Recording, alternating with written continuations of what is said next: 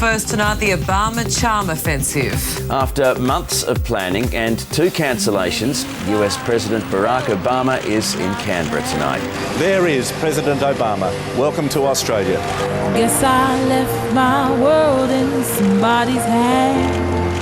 At last, the President is welcomed to Australian soil by Governor-General Quentin Bryce, with a handshake that seems to go on forever.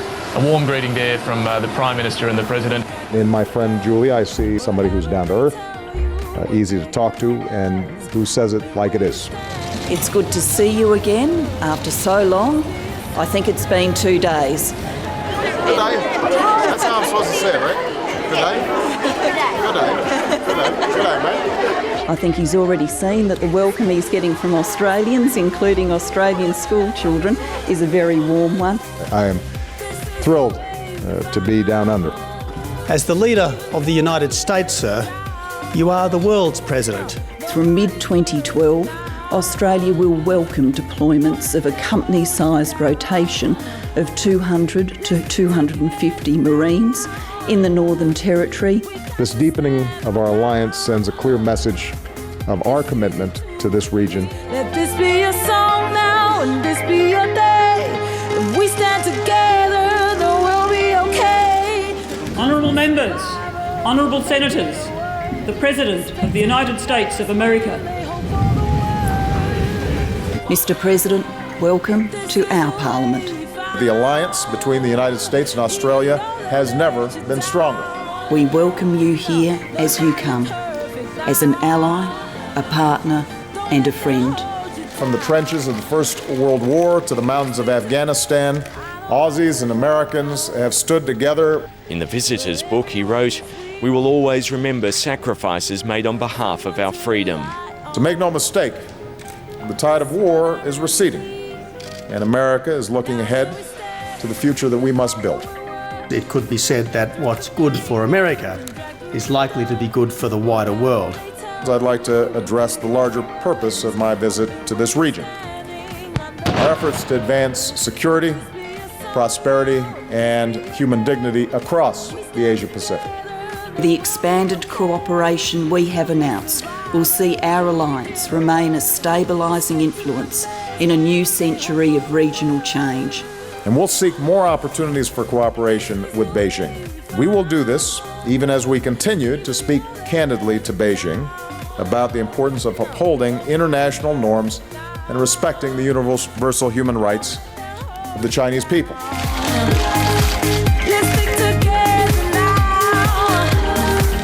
We got to stand our ground. The United States is the most benign, the least self-interested superpower the world has ever seen. So let there be no doubt. In the Asia-Pacific in the 21st century, the United States of America is all in. The standing ovation for the President from Australia's federal MPs went on and on.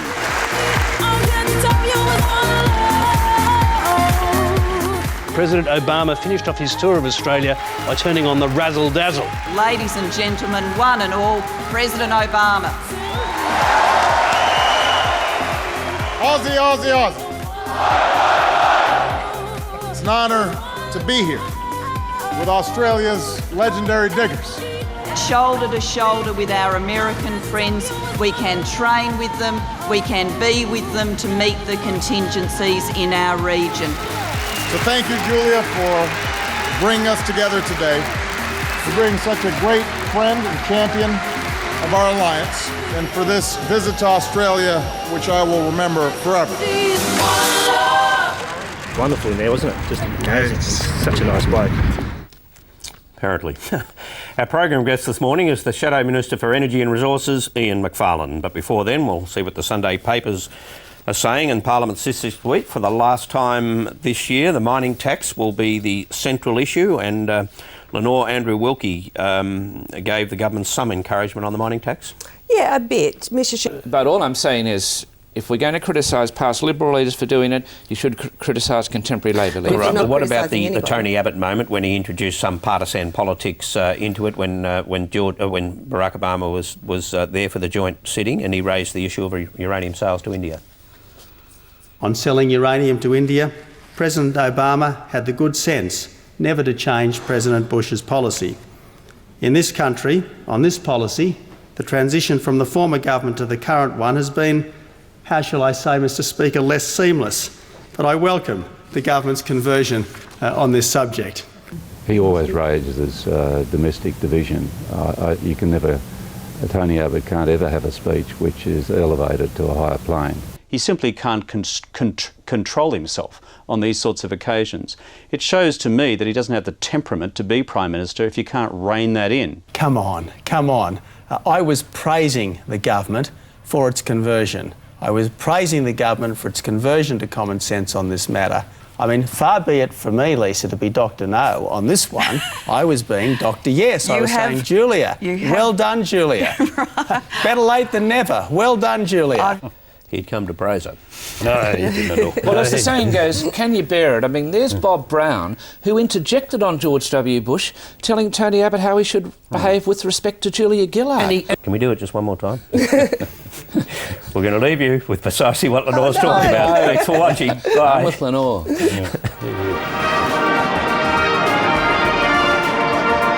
I never did learn to talk Strine. Tonight, with your permission, I'd like to give it a burl.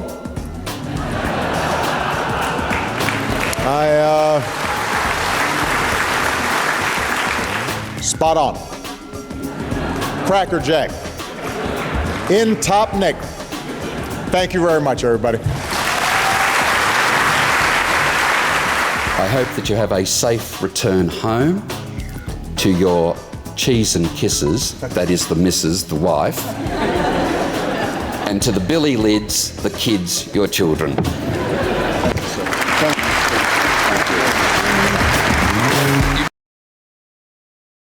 Today, folks. Honourable members, the Speaker. Are you ready? Hey, are you ready for this? Are you hanging on the edge of your seat? Today marks my 1,382nd day as Speaker of the House of Representatives. The last day of the Parliament is normally an interesting one.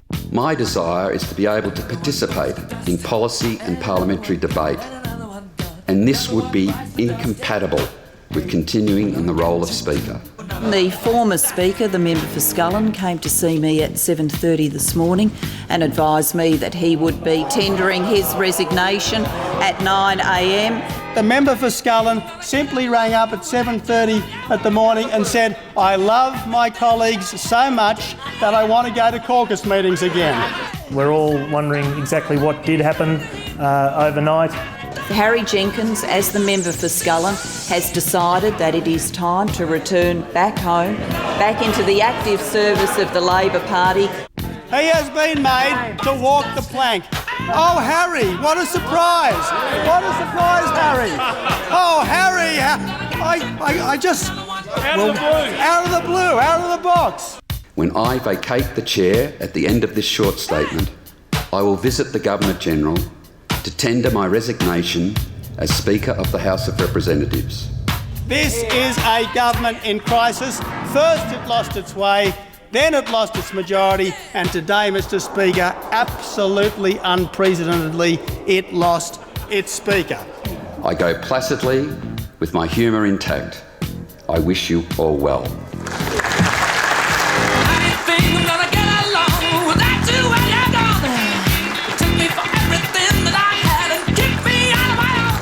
No member of the Coalition Party room should accept the government's nomination for the speakership.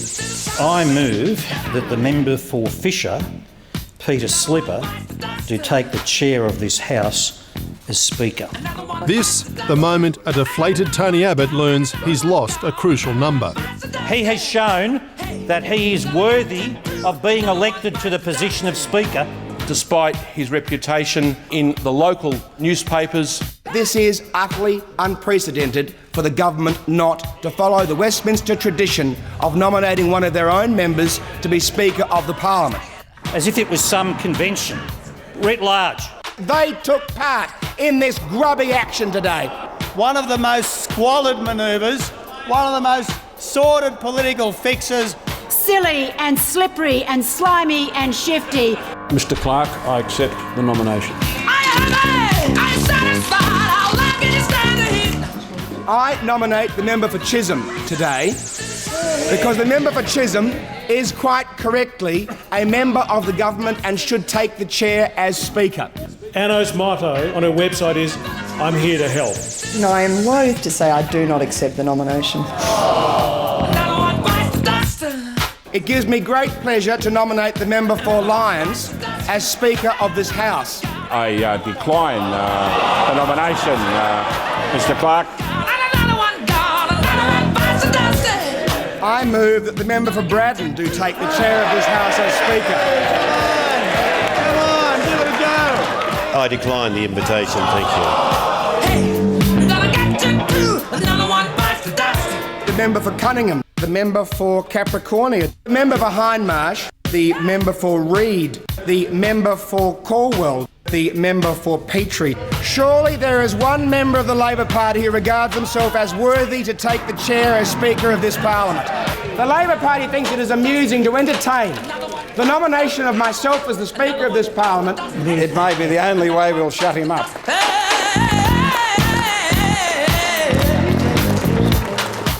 I declare that the honourable member proposed, Mr Slipper, has been elected as Speaker.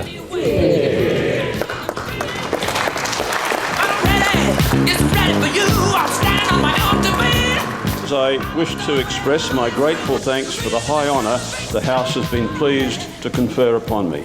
I don't think they call Slippery Pete for any other reason. There are always surprises, and I guess today's been one of those. Now behave yourselves from now on in, right? And our program guest this morning is one of those impacted by the change of numbers in the Parliament, the independent from Tasmania, Andrew Wilk. Appreciate it. Thanks, Barry. I wanna keep it going, keep it going. Federal Parliament is sitting for the last week of the year, and the government is determined Julia Gillard's year of delivery ends with passage of its mining tax. This is a very important day in the history of economic reform in our country. No country ever got rich by hitting itself with more taxes. I'll cut straight to the chase. I have agreed to support the Minerals Resource Rent Tax legislation. I think we can both say at the start of this conversation that we are both going to support it. Tony put his foot down, and I think we have got a substantial result. The bill will have our support if it's revenue neutral, so it's up to the government to be creative. The position that the Greens political party were not going to vote for a tax on the big miners was untenable. Every time we see the Labor Party do a deal, this tune starts going through my head, and it goes something like this.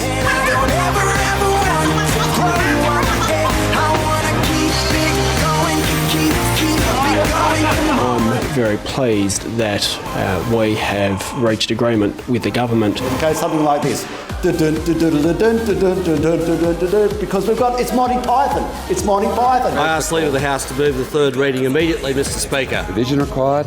Division required. Ring the bells for 1 minute. I think the ayes have it. Division required. Ring the bells for 1 minute. Ring the bells. Most definitely knows have it.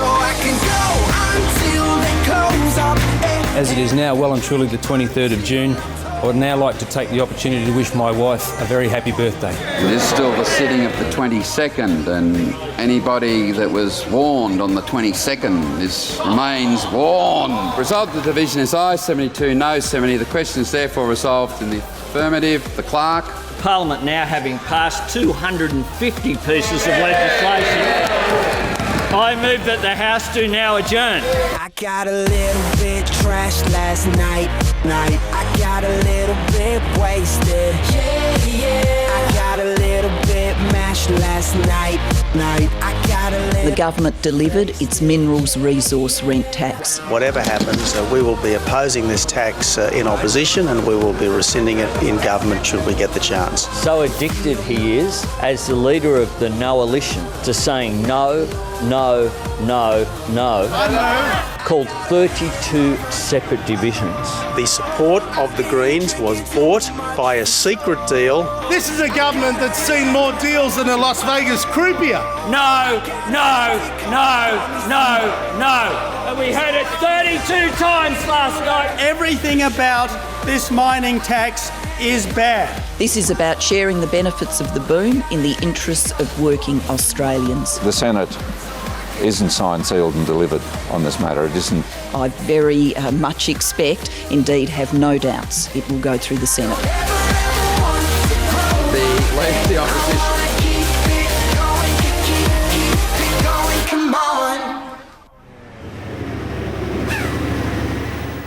Now in the future as those, same way as those who arrive by air, and this is Tony Abbott's interpretation of what that means. What we are now seeing from this government is not offshore processing, it's not even onshore processing, it's a policy of immediate onshore release. That's what we've got. And together with that, you might have seen on the Telegraph website talks of invasion. The Herald Sun talks about flooding, refugees flooding the suburbs and so on. They're the sorts of stories the government really doesn't like. They're the sorts of stories they'd rather... End of the political year. But we'll leave you now. We'll leave you this week with a lesson for all politicians. They should get their facts straight, no matter how trivial, especially when you're dealing with royalty. Thanks for watching. I also want to pay a particular tribute to Prince Frederick, who is fluent in 3 languages other than his own, has served in all 3 arms of the military, and has this remarkable distinction of running a marathon in 3 hours and 22 minutes. I'd like to put a quote in that my personal record in marathon is 3 hours and 6 minutes, but it's still okay.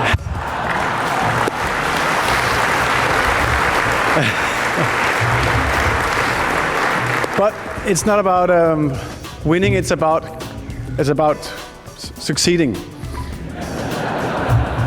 And this is what I've done 6 times in a marathon as well.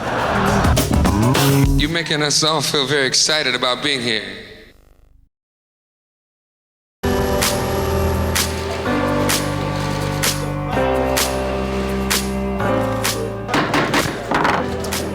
Okay, colleagues, welcome back. It's the start of a new parliamentary year. It's really a time to focus on the big economic opportunities and challenges that lie ahead for Australia. There can be no more important topic for this parliament than the economic future of this country. I think this is a year in which the colour and movement will be replaced by a little more focus on substance. They say they want the political battle to be about the economy. Well, if I can plagiarise for a moment, make my day. Make my day. Though the Leader of the Opposition said yesterday, make my day, he wanted to have a debate about the economy. He knows if in this chamber we are debating the economy, then he will lose. And which this coalition will most assuredly win. I wear my heart up on my sleeve like a big deal. When would a budget come to surplus under them? How big is their black hole? Just to get to the starting line, they need to find $70 billion in savings. When would a coalition government get the budget back to surplus, assuming you were elected in the second half of next year? Well, bear in mind that if we have an October election in 2013, we're still 2 budgets away. And who knows what the state of the books will be at that stage. Can you guarantee a budget surplus in your first term of government if you were to win the next election? Based on the information and numbers provided the last election, we absolutely stand by the commitment to have a surplus next year. With all that then, could you see a coalition government in a first term delivering a surplus? Well, it just depends. As I say, there's so much uncertainty around the numbers. And there's no stopping us right now. They started with a commitment to surplus from the Leader of the Opposition. But Joe Hockey says you will get into surplus in your first year. You seem to be agreeing with Andrew Robb that you can't tell when. Well, what I'm saying is that we will get back to surplus as quickly as possible. That's gone down to doing it as quickly as possible from the leader. The leader of the opposition, the shadow treasurer and the shadow finance spokesman, the three stooges of opposition economic policy. We have been a terrific opposition, and we can be an even better government. In your guts, you know he's nuts. I feel so close to you right now. Why can't your own side of politics work out whether or not it's going to be able to deliver a surplus? What we're saying is, what Joe and Andrew are saying, is that if we win the next election, which we assume is end of next year, that's when it's expected to be, we will get to a surplus much sooner than Labor would. But the coalition is not in the business of making the sort of extravagant promises that Labor has. Isn't Joe Hockey saying yes and Andrew Robb saying maybe? Couldn't they get their lines right? Well, you've got to ask them about it. I mean, I'm not the economic spokesman for the opposition. That is the sinking commitment to any form of surplus by the opposition. If Labor can deliver a surplus in the next financial year, we will certainly deliver a surplus in our first budget.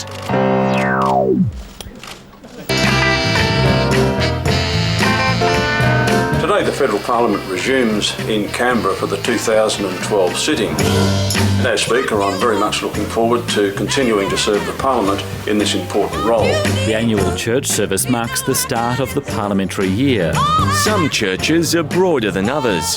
For he knew who was going to betray him, and that was why he said, not everyone was clean. This is the word of the Lord. About Judas and the Last Supper. I think all of the readings are very good. You have a lovely day. Are there any questions? Peter Slippers revived the Speaker's robe. I've seen some people in a suit. Should he be wearing a wig and gown in the Speaker's chair? No. I've seen some people wearing a gown. Looked like the Phantom of the Opera a bit, didn't he? What is he doing, that slipper fella? Anyway. Today we amended our standing orders in the House of Representatives to make question time work better. Yes, Mr. Question. Yes, Mr. Question. Standing order. I'm listening to the Leader of the House. Thank you, Mr. Most Speaker. intently. I think that your speakership has gotten off to an extremely positive start. Questions will now be a maximum of 30 seconds instead of 45 seconds. The 30-second time limit could be restrictive on particular members. Speaker, I just want to use an illustration here to indicate why you need that time.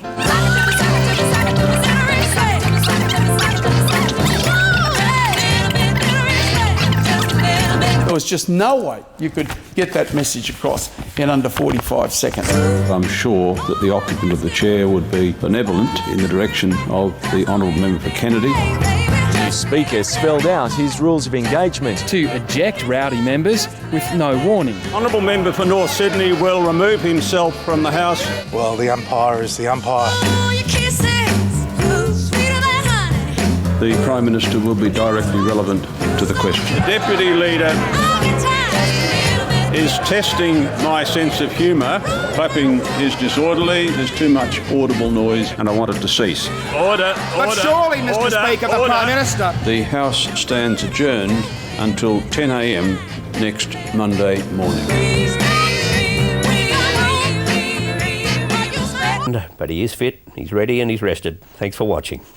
Mr. Turnbull, you're looking especially healthy. Thank you. Summer, especially healthy.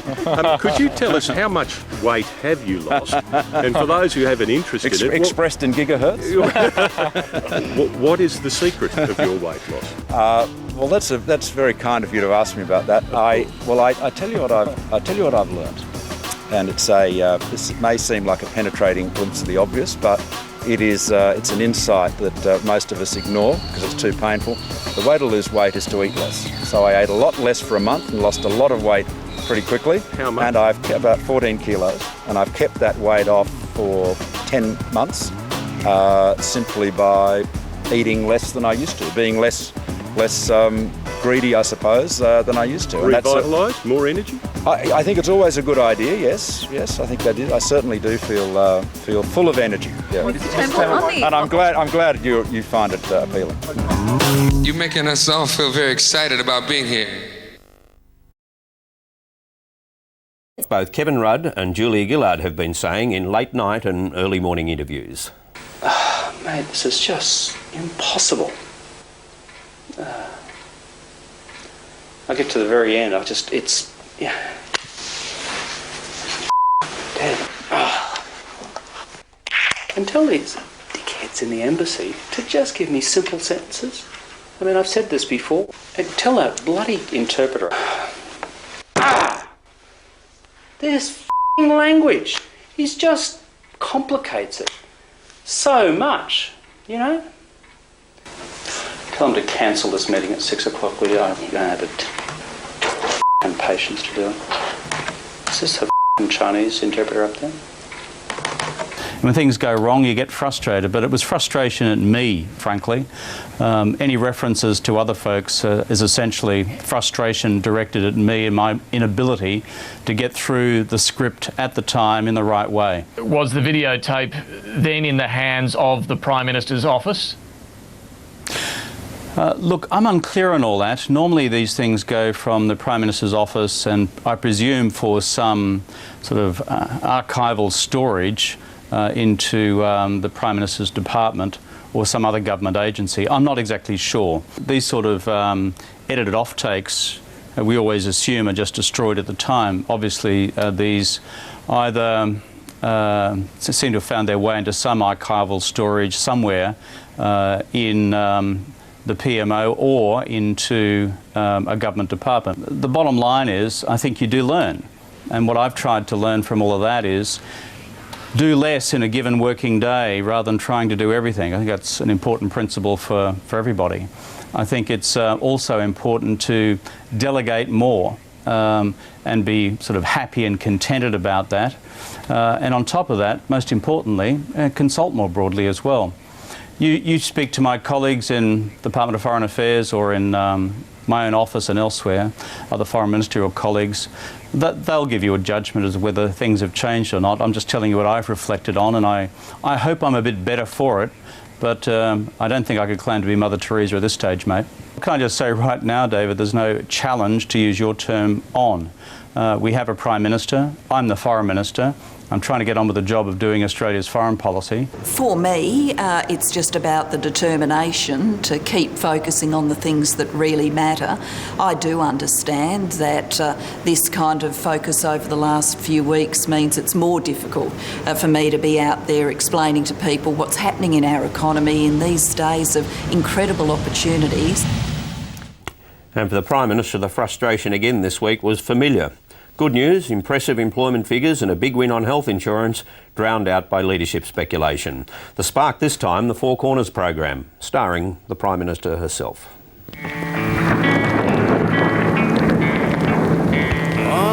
of these days, the ground will drop out from beneath your feet. Julia Gillard wants to move on, but her toppling of Kevin Rudd is proving hard to live down. In a television program tonight, Julia Gillard fails to deny being aware of preparations for the coup 2 weeks before the anti-Rudd forces made their move. Well, I did not ask for a speech to be prepared. But were you aware that one was being prepared? Look, I've just given the best answer I can to your question. My question was simply whether or not. I heard your question and I've answered it. I must say in my office, I wouldn't be aware of when a staff member began writing a speech. Well, I write my own speeches. I've checked with my office and there have been people scribbling in their preparations in case I get asked to take the Prime Ministership in the future. I've told them, you wish. If the Prime Minister has been left in the dark about these matters, how can the Australian people have any confidence that she should hold the office of Prime Minister? One of these days, their bombs will drop in silence. Everything. The Prime Minister is on the back foot once again this morning. largely due to her own comments last night on the ABC. I'm not someone who runs away from questions, and so I did agree to the Four Corners interview. Some in caucus are privately scathing about her decision to talk to Four Corners. One person called it effing idiotic. She agreed to do that interview with Four Corners and it raised more questions. Look, this was a damned if you do, damned if you don't. I don't have a clear recollection of when the speech was first brought to my attention. This is perfecting the non-denial denial. The Australian people were deeply unsettled by the unprecedented removal of the former Prime Minister, and they have been given no plausible explanation except naked, ruthless ambition. Easy for you to say, your heart has never been broken, your pride has never been stolen, not yet, not yet. Julia Gillard has been accused of showing people secret polling damaging to Kevin Rudd before she moved to topple him from the Prime Ministership. I can't summon to mind details of polling that I may have seen at that time. Did she know about the polling? She was handing it around. I didn't see the polling, I didn't touch the polling, I didn't read the polling. I've not met anybody who has said to me that she was showing the polling. I didn't hear about the polling, I wasn't part of that polling process. And I refer the Foreign Minister to the statement by the Prime Minister that the Labor Party is the party of truth-telling. Does the Foreign Minister agree that the new leader should tell the full truth about his involvement in the coup? And I think these are questions to appropriately put to other people.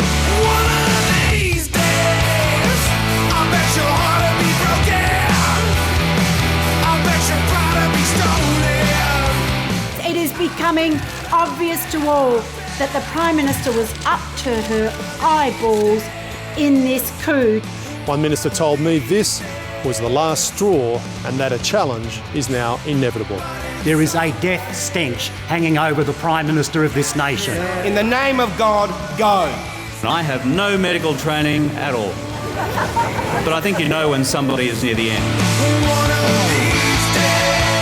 Thanks, guys. See ya.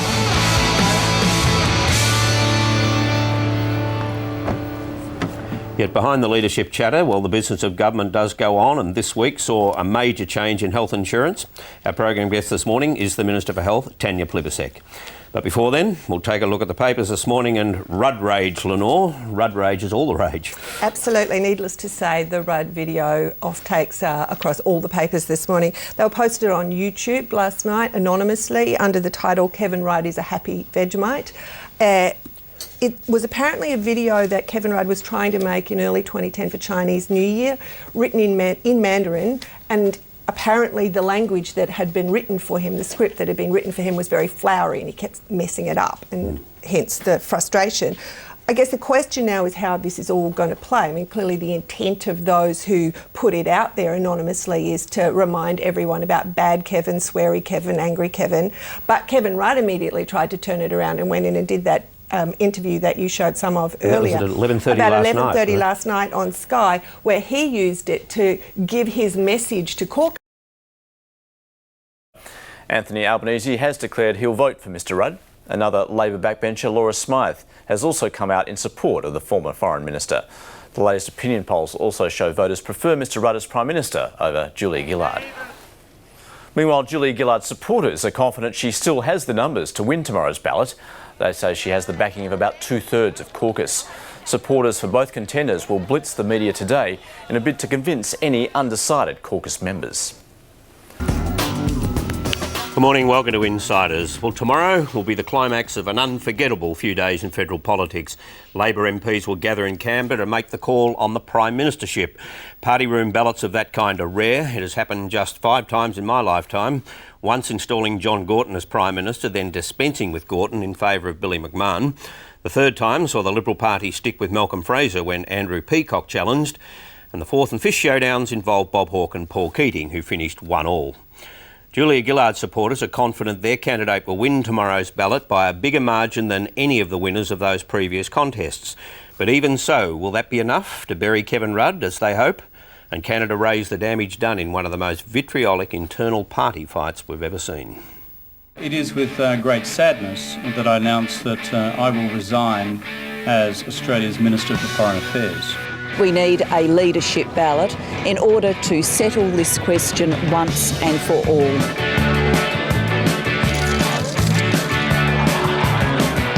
There is no way that I will ever be party to a stealth attack on a sitting Prime Minister elected by the people. Well, there's a good idea. That's a great idea. The fact that Kevin's been openly campaigning for the leadership has been the worst kept secret in Canberra. Now, Kevin talks about stealth. I mean, this has been a covert operation, and he's up there operating the drone 24 hours a day because he never sleeps. I must now return to Australia. Aircraft await. He will have the cameras waiting for him to get on the plane. Then they'll be waiting for him off the plane. Then he'll go home because he's got to meet with the family. I do have to go and have a few moments with Therese. You have a nice cup of tea and sit down and talk about all these family things. I want to have a cup of tea with Therese. And then, I suppose, maybe shake the short sauce bottle. What did Simon Crean say? One way or another, I'm gonna find ya. I'm gonna get ya. It's time for some plain speaking on this. Kevin Rudd had contempt for the Cabinet, contempt for the Cabinet members, contempt for the caucus. Wow, here's an avalanche of attacks. The chaos, the undermining, the temperament. Kevin Rudd, as Prime Minister, always had very difficult and very chaotic work patterns. It must be amazing inside the Rudd household at the moment. Thanks for giving us a little bit of an insight. Chaotic. If it was so bad, why wasn't something done about it during the period of Kevin Rudd's leadership? Well, there was something done about it. They got rid of him.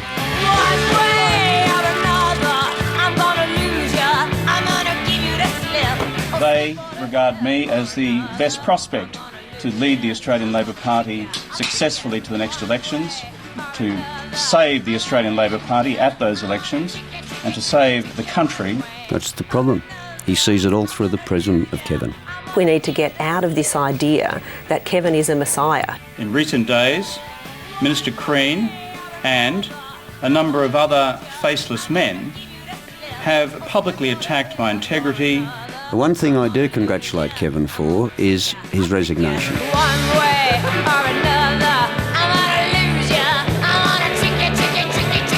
There is one overriding question for my caucus colleagues, and that is who is best placed to defeat Tony Abbott at the next election. Julia Gillard is. Kevin Rudd is best placed to take on Tony Abbott. I don't think we have a realistic prospect of being re-elected under Julia Gillard. I believe I can lead Labor to that victory, provided that the Labor Party unites. Tony Abbott, this is like a late Christmas present for you. Have you started choosing the colour of the curtains in the lodge?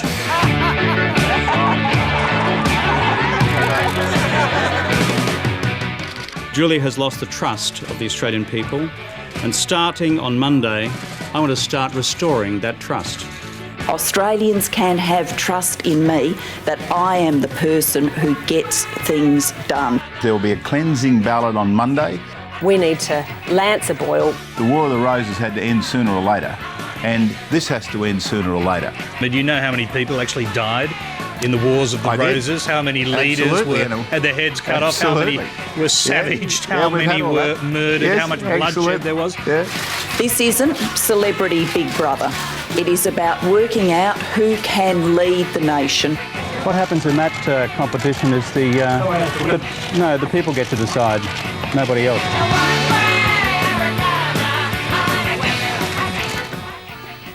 And our program guest this morning is the Attorney General, Nicola Roxon. But before that, let's take a look at what the Sunday papers are saying today. Quite a contrast between what the papers were saying yesterday and what they're saying today. Yesterday's headlines, Lenore, were driven by a poll today's headlines by the reaction from the MPs to those polls. Absolutely. Sometimes the headlines sum it all up. Yesterday in the Herald Sun, the headline was Kev or Dead, reflecting that all three polls out yesterday showed that Kevin Rudd was overwhelmingly more popular with voters than Julia Gillard and critically had a much better chance of winning an election against Tony Abbott. Today, the caucus delivers its verdict, and that headline, Better Dead Than Rudd, shows that 15 of the 20 most marginal seat holders contacted by the Fairfax papers, including, I think, interestingly, five most marginal seat holders in Queensland, where Kevin Rudd is most popular, are voting with Julia Gillard. So that really goes to the heart of this issue, the central issue, that the caucus is voting against what superficially would seem to be its own self-interest. Now, Kevin Rudd. I have devoted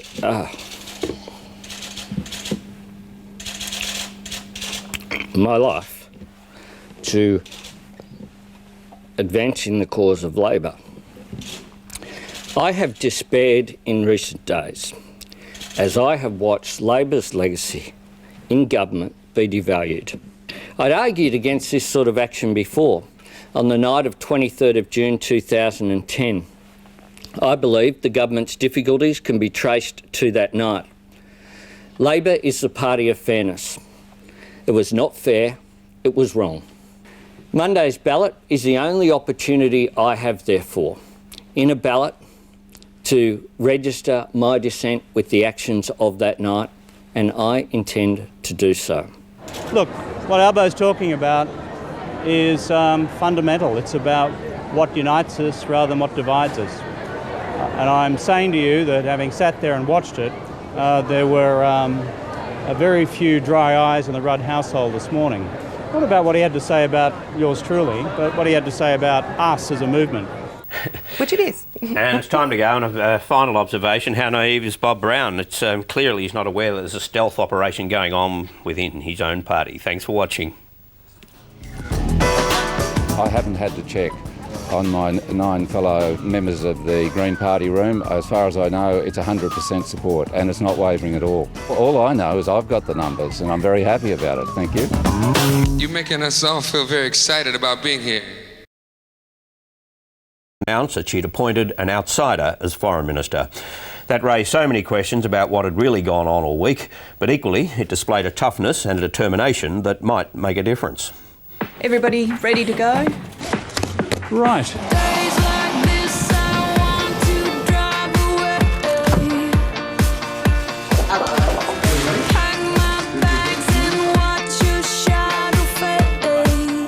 The ballot has now taken place. Julia Gillard has won the ballot, 71 votes to 31. I have today received the overwhelming endorsement of my Labor colleagues to continue as Labor leader and as Prime Minister. I congratulate Julia on her strong win today. The caucus has spoken. I accept the caucus's verdict without qualification and without rancour. The last week has seen us focused on ourselves. At times, it's been ugly.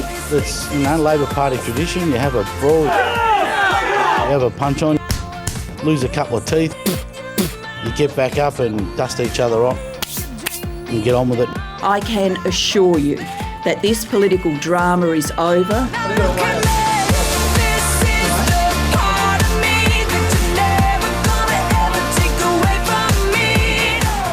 Today after the ballot, I spoke to the Prime Minister and told her I would step down as a minister in the government. Today I've also informed the Prime Minister that I'll be resigning as a senator for the great state of New South Wales. I'm not going to speculate about who might fill that Senate vacancy. Bob would be an outstanding senator, he'd be an outstanding minister. Of course, I am a huge fan of Bob Carr. I just wanna throw my phone away. Find out who is really there for me. On the question of a reshuffle and filling the vacancy now arising in the Ministry for Foreign Affairs, I will make the decisions to do that in coming days. The caucus has given her an overwhelming authority. She should exercise it sensibly. Can you clarify the Bob Carr situation? Was he offered the job? The story that's on the front page of the Australian newspaper today is completely untrue. Can the Prime Minister confirm that Bob Carr was approached by her or on her behalf to fill the vacant New South Wales Senate position and to become the Foreign Minister of Australia? To the Leader of the Opposition, I'd say, don't believe everything you read. Will the Prime Minister inform the House why she believes Bob Carr would make a better Foreign Minister than any of her colleagues? Whoever I select won't break into a sweat wiping the floor with her. And the Prime Minister is faced with a choice between the member for Perth, the member for Hotham, a choice between a rooster and a feather duster, so wipe the floor with that one.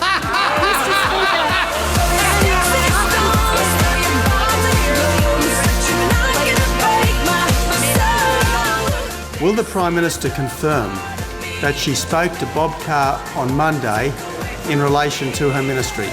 Yes, I did have a conversation with Bob Carr, as I had a conversation with a number of other people.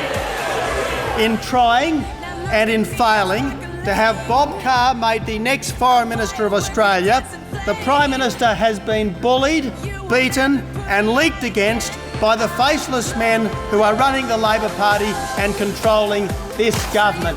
I know the Leader of the Opposition has an unhealthy kind of obsession with the so-called faceless men in the Labor Party. What he really should be obsessed about is the useless men sitting behind him.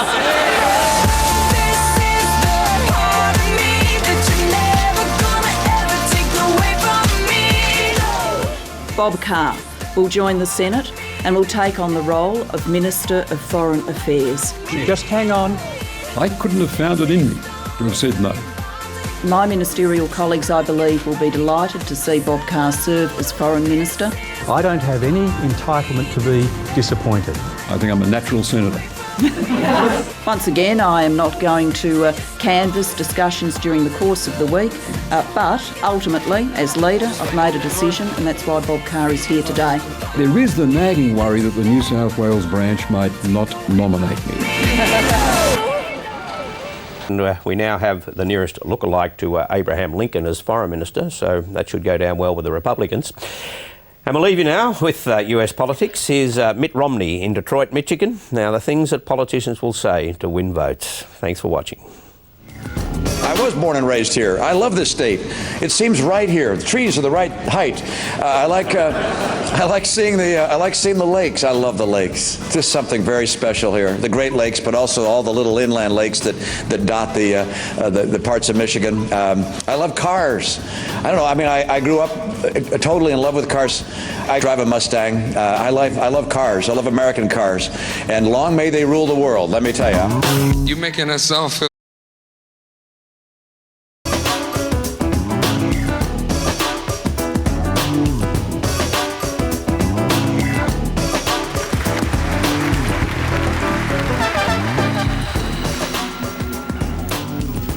Good morning, welcome to Insiders. Well, alarm bells should have been ringing in the ears of economic ministers and their shadows this week. The economy is weaker than first thought, revenue is drying up.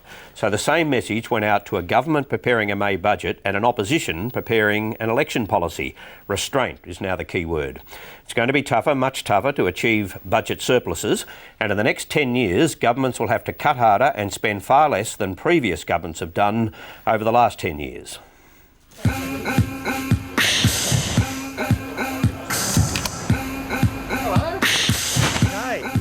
Okay, well, good afternoon.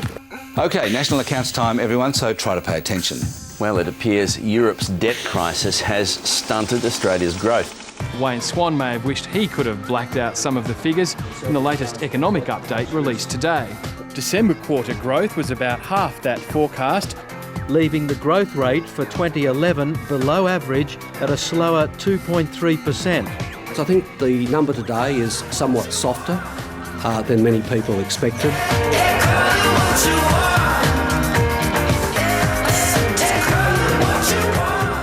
It's the last major economic update before May's budget. The government's still committing to a surplus. Although obviously this makes that task more difficult. We are not going to let Wayne Swan off the hook. Surpluses are likely to remain at best razor thin. Revenues are going to be further depressed. Let us never forget that this government has talked about surpluses incessantly.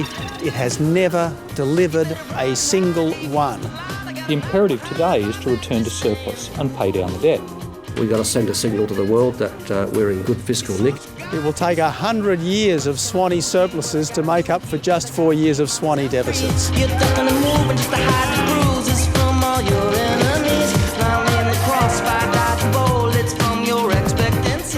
Based on the information available today, we will deliver a surplus in our first year in office and every year after that.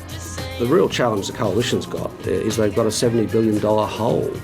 Let me make this fundamental point. We are absolutely committed to implementing the paid parental leave scheme. As far as I'm concerned, this is an absolute signature policy. Shadow Treasurer, do you just have to somehow figure out how to pay for what Tony Abbott promises in a press conference? Like, No.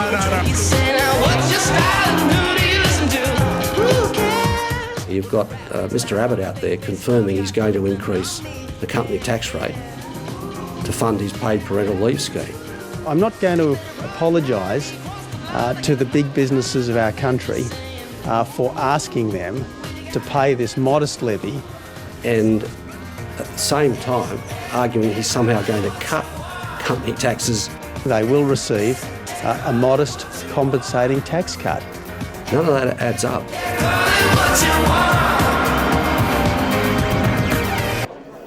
And our program guest this morning is the man about to become the new face of the National Trade Union movement, Dave Oliver. But before that, we'll take a look at what the Sunday papers are saying. The Queensland election is now just under 2 weeks away. Still, Campbell Newman and his business dealings, Annabelle, getting a lot of attention.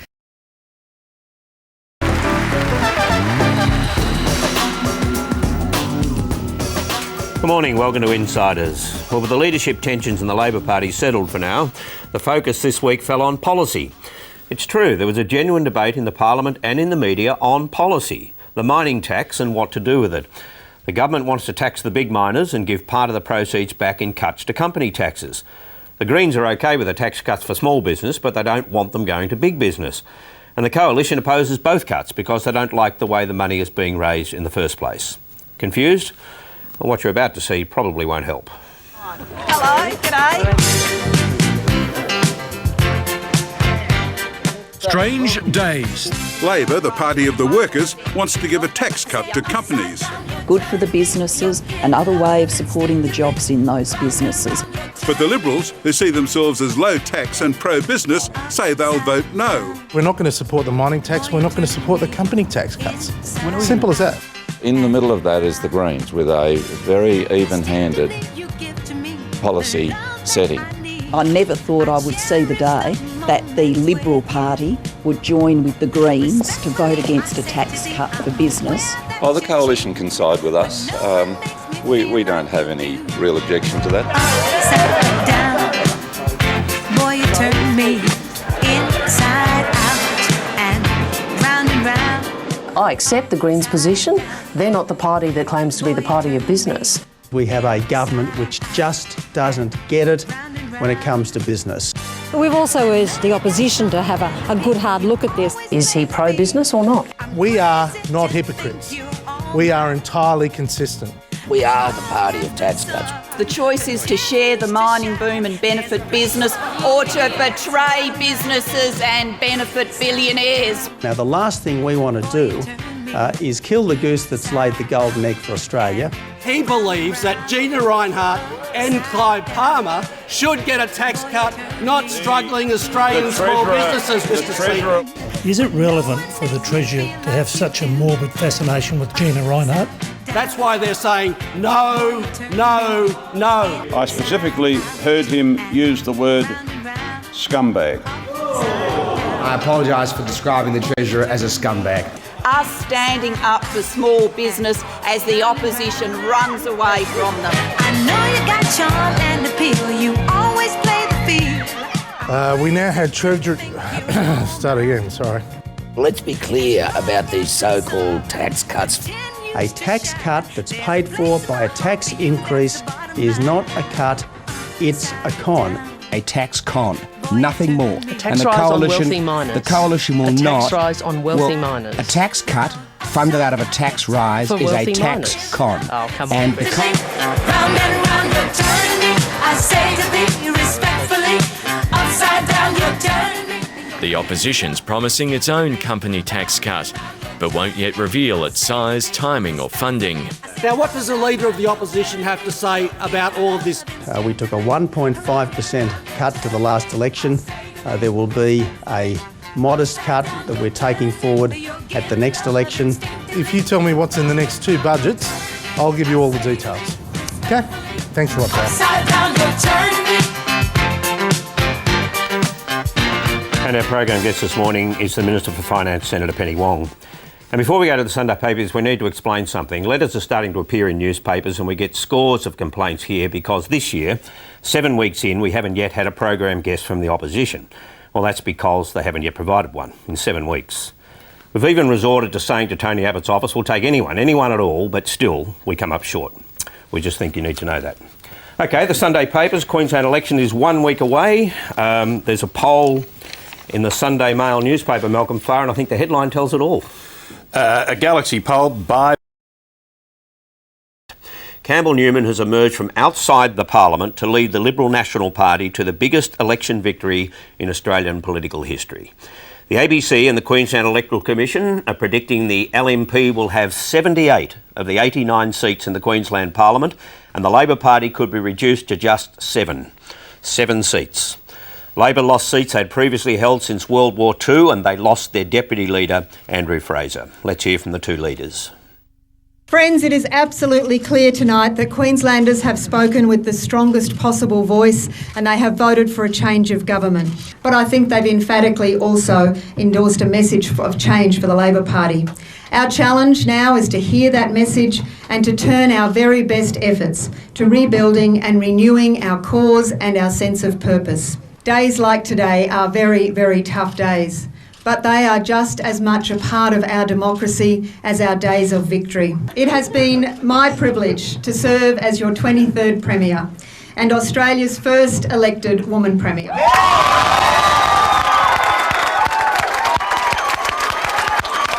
Thank you. It's been an honour.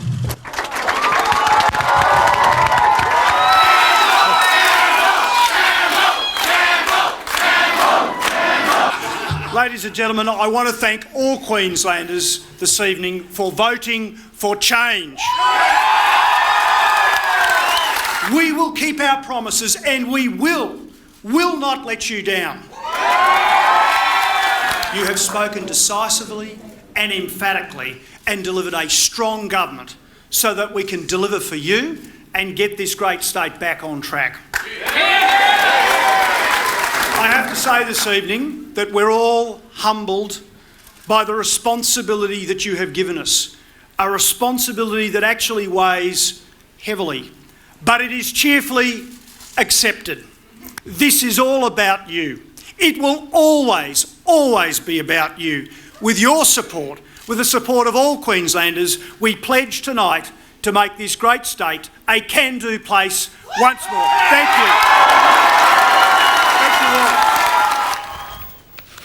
He's the most successful political leader in the nation's history. No one's ever got this sort of vote in any state or federal election before. And Anna Bligh is the most disastrous leader in Australia's history. No one's lost by so much as she has. God bless her. God bless everything she's done. But we'll never forgive the ALP. Do you think 75 seats might be too many seats? No, we should get the lot. I love Campbell Newman. I love his family. I admire his wife. I think it's fantastic how they stood by him. And the cowardice of the ALP, the gutless wonders who will now live in oblivion. Andrew Fraser, get an honest job for a change. To Pine as well, they went flat out to try and put federal fingerprints all over the result. This Prime Minister's epitaph will be, "Here lies Julia Gillard, lying to the end." I think she really is suffering. I'm trying to be charitable, Madam Deputy Speaker. I think she has a new form of clinical disorder. TDD, truth deficit disorder. But there is a cure. There is a cure, Madam Deputy Speaker. And this is why standing orders should be suspended. Will be silent. The Leader of the Opposition will sit down. The Leader of the Opposition will go to the suspension and will get off this tack, or I will sit him down. We don't have a federal election, we do have a Queensland one, and the voters of Queensland, they won't miss. They won't miss. This Prime Minister and this Leader of the House have got targets on them. Is the motion seconded? What we saw when the Leader of the Opposition said across the chamber that the Prime Minister and myself had targets on our foreheads from the political party that quite proudly introduced John Howard's gun laws is an outrage. I said something across the table which I shouldn't have. I used a metaphor that I regret and I withdraw and I apologise. But they seem to be operating on the basis, especially with this thing, that to throw the word around. The election to find out what I can afford and can't afford, so fobs off a lot of responsibility for that. I think he's going to get into all sorts of trouble with these sorts of things. Nanny state sort of sounds nice to a lot of people. To a lot of people, they just say, "Well, come on, we can't afford that." And it's essentially about trying to improve the vote with women. And as said, there's a problem. But then you get the sort of Craig Thompson doctor's certificate issue, where they wanted more information than what a doctor's certificate provides. Have a look at this. The issue with Craig Thompson is not whether he's crooked, but whether he's crooked. That's the issue. I think it's very important that members of Parliament, like the rest of the community, don't just chuck sickies when it suits them. Now, I think it's very important that if people want time off from the Parliament, they produce the evidence. Now, if the media wants to simply accept that Mr Thompson could have appendicitis last August and could have appendicitis last Tuesday and apparently again today, well, that's fine for the press gallery, but the Coalition intends to have some real evidence of his ongoing medical condition. It's quite vague in that it says he's got abdominal pain. What is an abdominal pain? Has he got, I don't know, constipation or you don't know. You have the bizarre situation of Warren Entsch on the radio this morning purporting to be some sort of medical expert. As a former medical practitioner, I would say question medical certificates at your peril. Do we really want to know if an honourable member has a bad case of hemorrhoids, for instance? It's a bit early, isn't it? Yes, it is. But my point there is, on the one hand, he's sort of trying to find a policy prescription that wins him some support from women, and yet they play their politics so hard. Is that turning women off?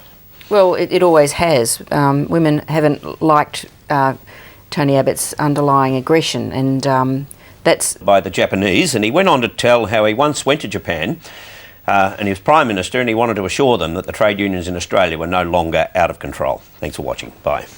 Oh my goodness. You come and see me and I will introduce you to the leader of the relevant trade union. We can develop a Greenfield side agreement. And I said, they will be genuine. I said, they won't play funny buggers, so it'll be genuine.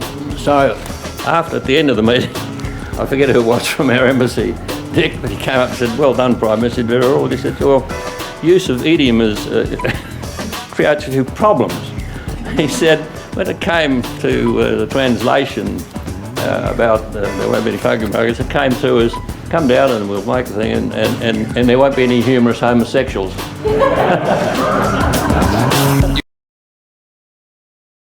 We saw enough on Friday to indicate Australia is in for a period of uncooperative federalism, state versus state.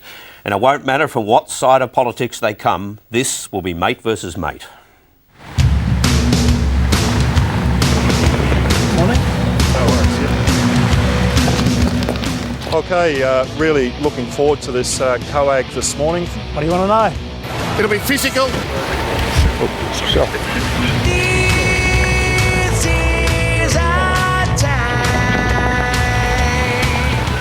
The position of my colleagues and I, representing Queenslanders faithfully, is that there should be competition in the Federation.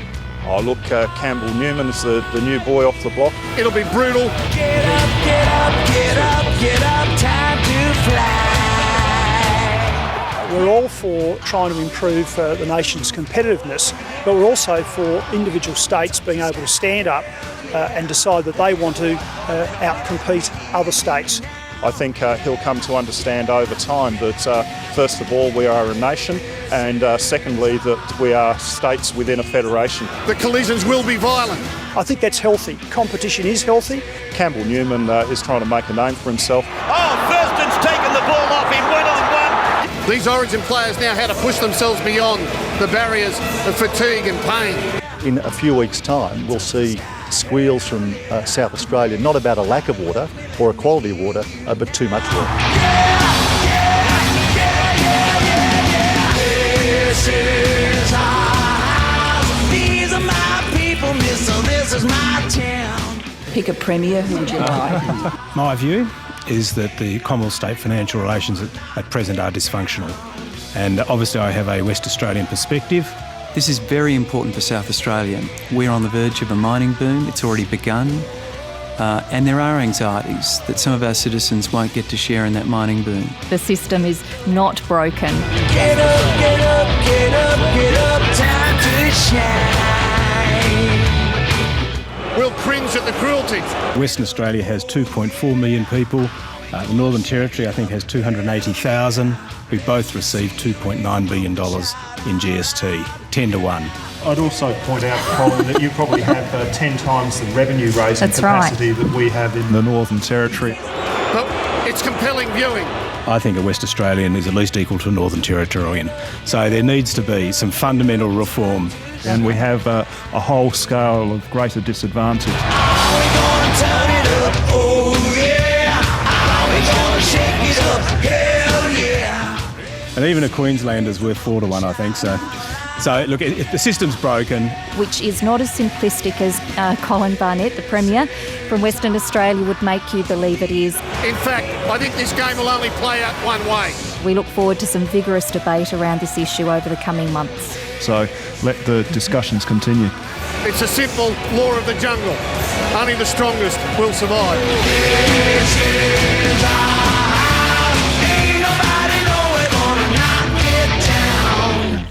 But let's recap now on Bob Brown's news conference on Friday when he announced his resignation. This decision comes from thinking about it over the months since the last election. I'm 67 and I'm aware that one should always make room for renewal in politics. 12 or 18 months ago, I did cite Rupert Murdoch as being a role model and that I'd stay in until 2024 to catch up with his age. But I've watched his progress in the last 18 months and I've decided I changed my mind. And so here I am. Well, I'm looking forward to testing Bob's athleticism in some of the mountains of Tasmania. I'm also looking forward to him perhaps sharing a greater load of the household tasks at home. Here comes the washing up. Have you thought beyond to a role? Will you be engaged? Will you even be welcome to be engaged as a regular mentor to young senators? Let me answer that, Hugh. We absolutely welcome... Will I be? Yes, absolutely. In fact, there would be panic if we thought that he wasn't going to be involved around the country. Well, let me say this, I will be a Green until the day I die, if not for a long time after that. That's a little bit like a butterfly coming out of a cocoon.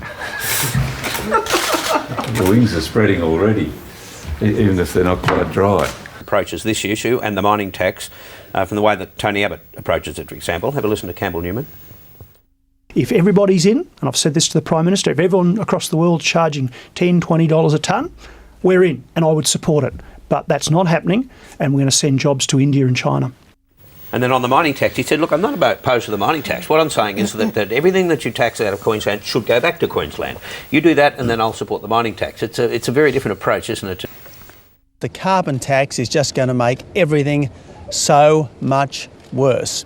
The costs for families are going to go up and up and up, and the costs for businesses are going to go up and up and up, and that just makes the security of employment go down and down and down. What Labor offers them is a carbon tax which is going to go up and up and up.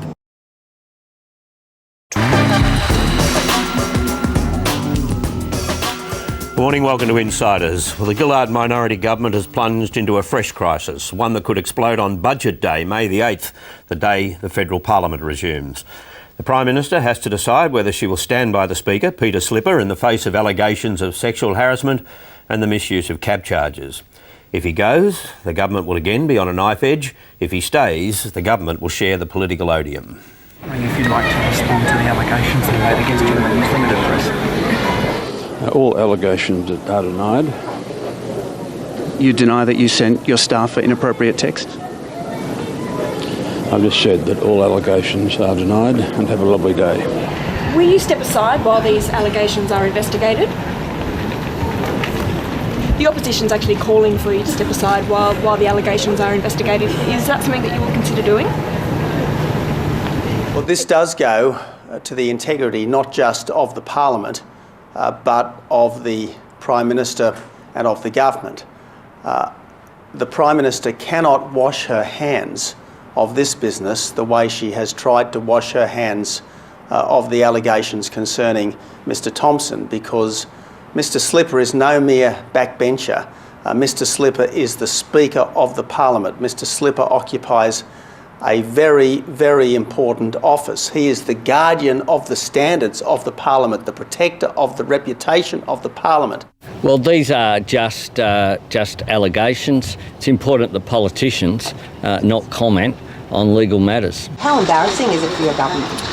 Well, there aren't allegations against anyone in the government. Those issues are a matter for Mr Slipper. On that basis, it's important that we recognise the separation between the judicial arm and the political arm of the state.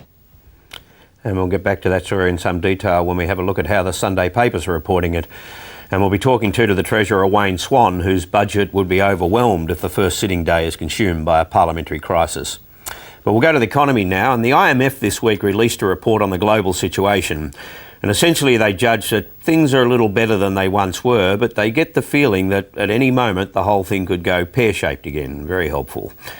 And where does Australia stand in all of this? Well, that depends on who you listen to. The Prime Minister says it's confirmed Australia as the world beater. Tony Abbott says it showed Australia is underperforming.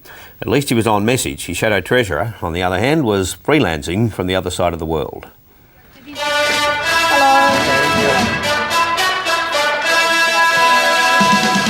The IMF thinks the storm clouds are clearing. Things have quieted down since, but an uneasy calm remains. The IMF has said that the Australian economy is a world beater. A world beater, a world beater. This is great news.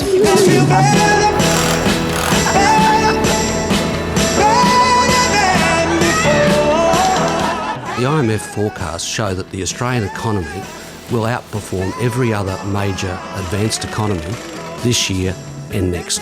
The IMF has actually downgraded its growth forecasts for the Australian economy. What would he want? The US? The Eurozone? This is nonsense stuff. A year ago, it forecast growth in the coming year at 3.5%. It's now downgraded that to 3%.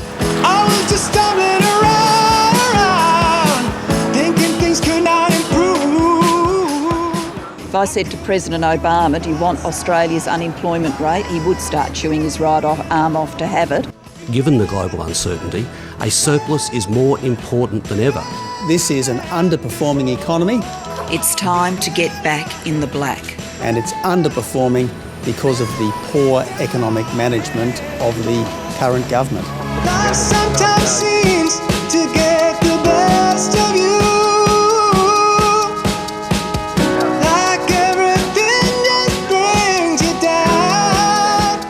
We need to keep our pencil sharpened when it comes to entitlements. Like a bad parent, over the years they have always said to voters, you can have what you want.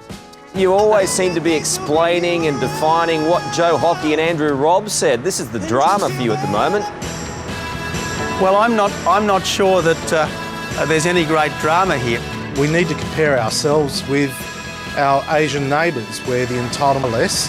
The Liberal Party has said overnight through Mr Hockey that they are prepared to abandon Australian families. Hang on. What he's saying in that speech is we should cut into pensions. Hang on. He wants to emulate a dog-eat-dog world. Not that bad, is it?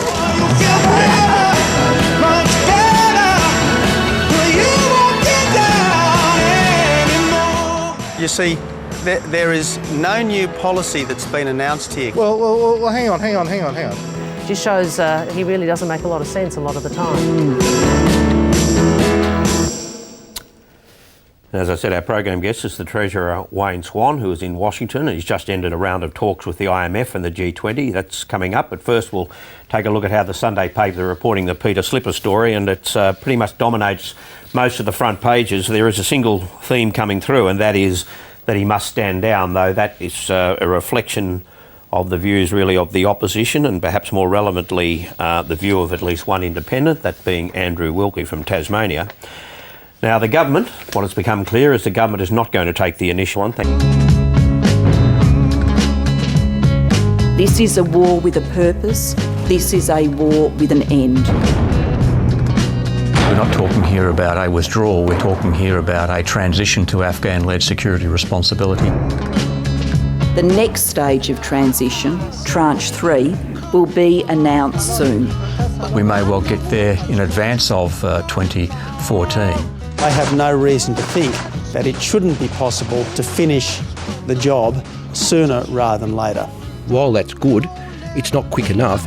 It is time we brought the troops home safely, and we would like to see that withdrawal from Afghanistan start straight away.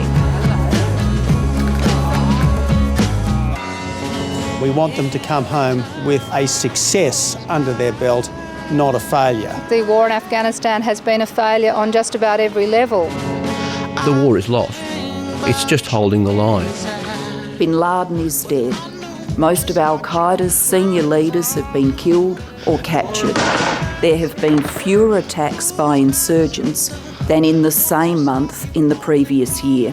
The Afghan National Security Forces are strong enough, and they're getting even stronger the way the transition is moving forward.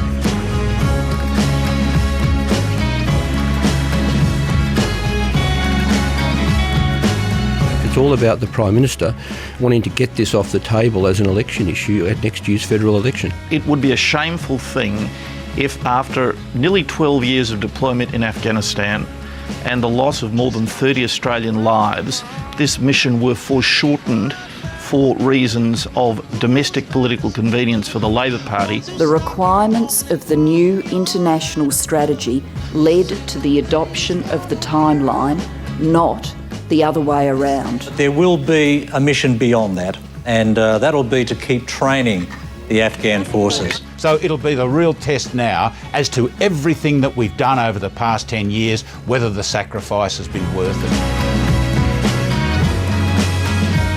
The 32 families who grieve on a daily basis are not doing that grieving in vain. We have a strategy, a mission, and a time frame for achieving it. We are serving our national interest in Afghanistan.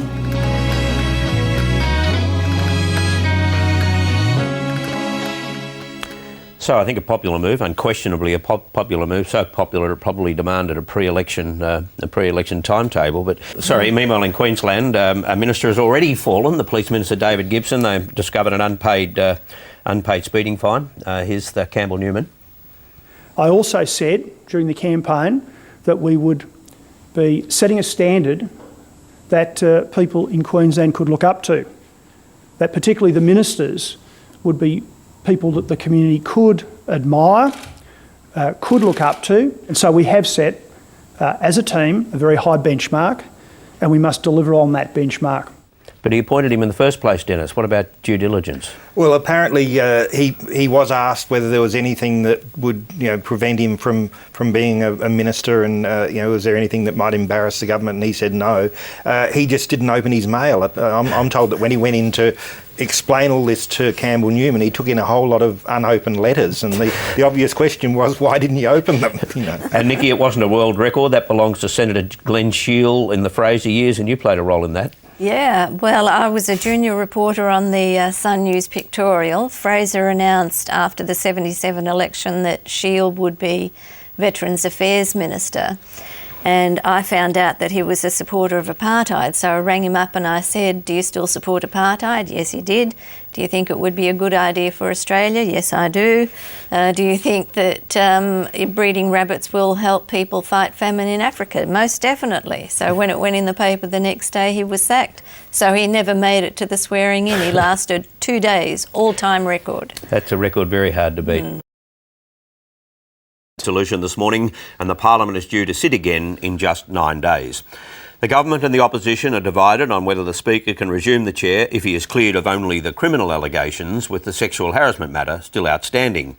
The views of the independents will be crucial, and we'll be talking to two of them shortly. But first, this is how yet another political drama unfolded during the week.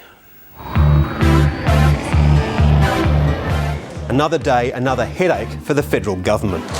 Peter Slipper's put himself in the sin bin, while allegations he misused his CabCharge account are dealt with. His accuser, 33-year-old staffer James Ashby, is also taking civil action, accusing him of sexual harassment. Producing salacious text messages he says passed between him and his boss. Talk of massages, suggestions of getting rocks off.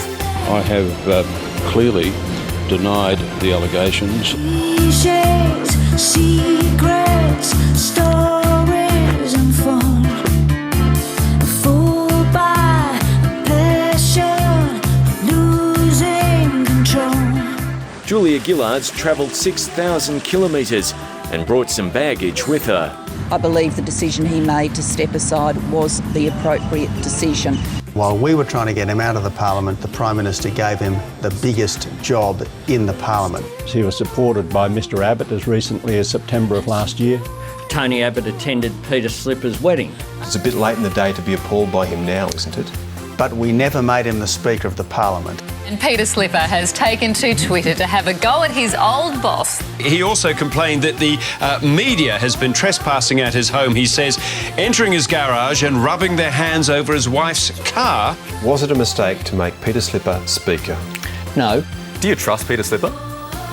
It's not a matter of... I don't know Peter Slipper that well. I don't claim to know Mr Slipper personally or well, but I formed a professional judgment about his ability to do the job. You only see all the bad sides. Maybe he has a good side. I haven't seen it. The public understand that the real issue here is the judgment and the integrity of the Prime Minister. It's a case of instant karma's coming to get you.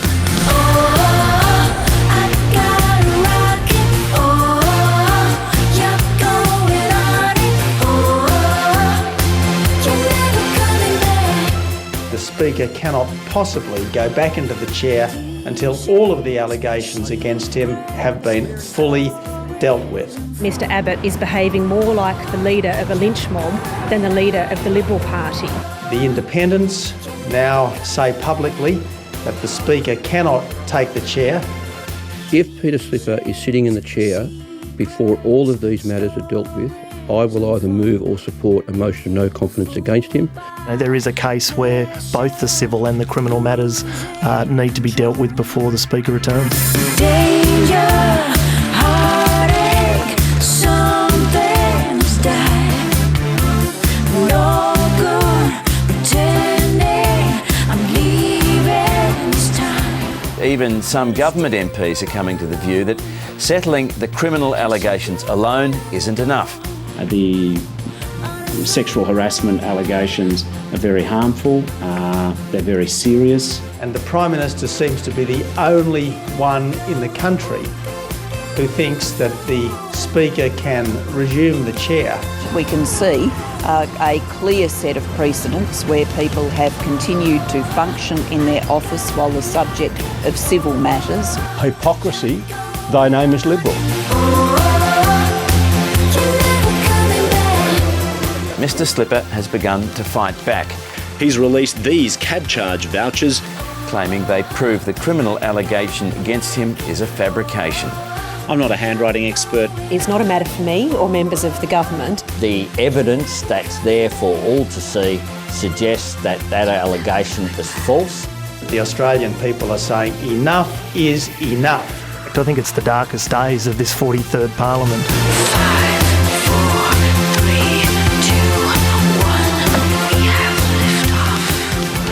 Thank you. And largely overlooked in yet another week when we were dealing with crisis in government was this comment from Tony Abbott on boat people.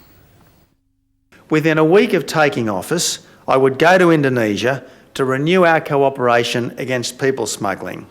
And I would, of course, politely explain to the Indonesian government that we take as dim a view of Indonesian boats disgorging illegal arrivals in Australia as they quite rightly take of Australians importing drugs into Bali. What do you make of that? Well, a couple of Sort of points. redefines the concept of cooperation. One thing is, smuggling drugs is illegal.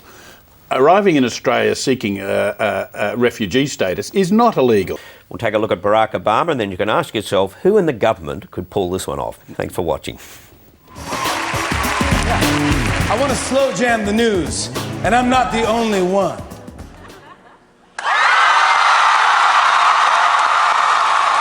I'm President Barack Obama, and I too want to slow jam the news. Hit me presidential style!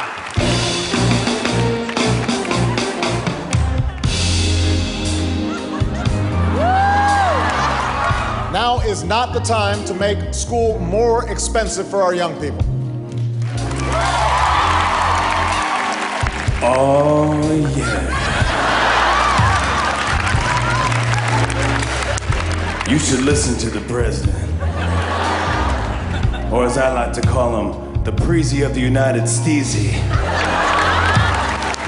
If Congress doesn't act, it's the students who play. The right and left should join on this like Kim and Kanye. And the president knows his stuff, y'all. That's why they call him the POTUS, which means person on top. What is it?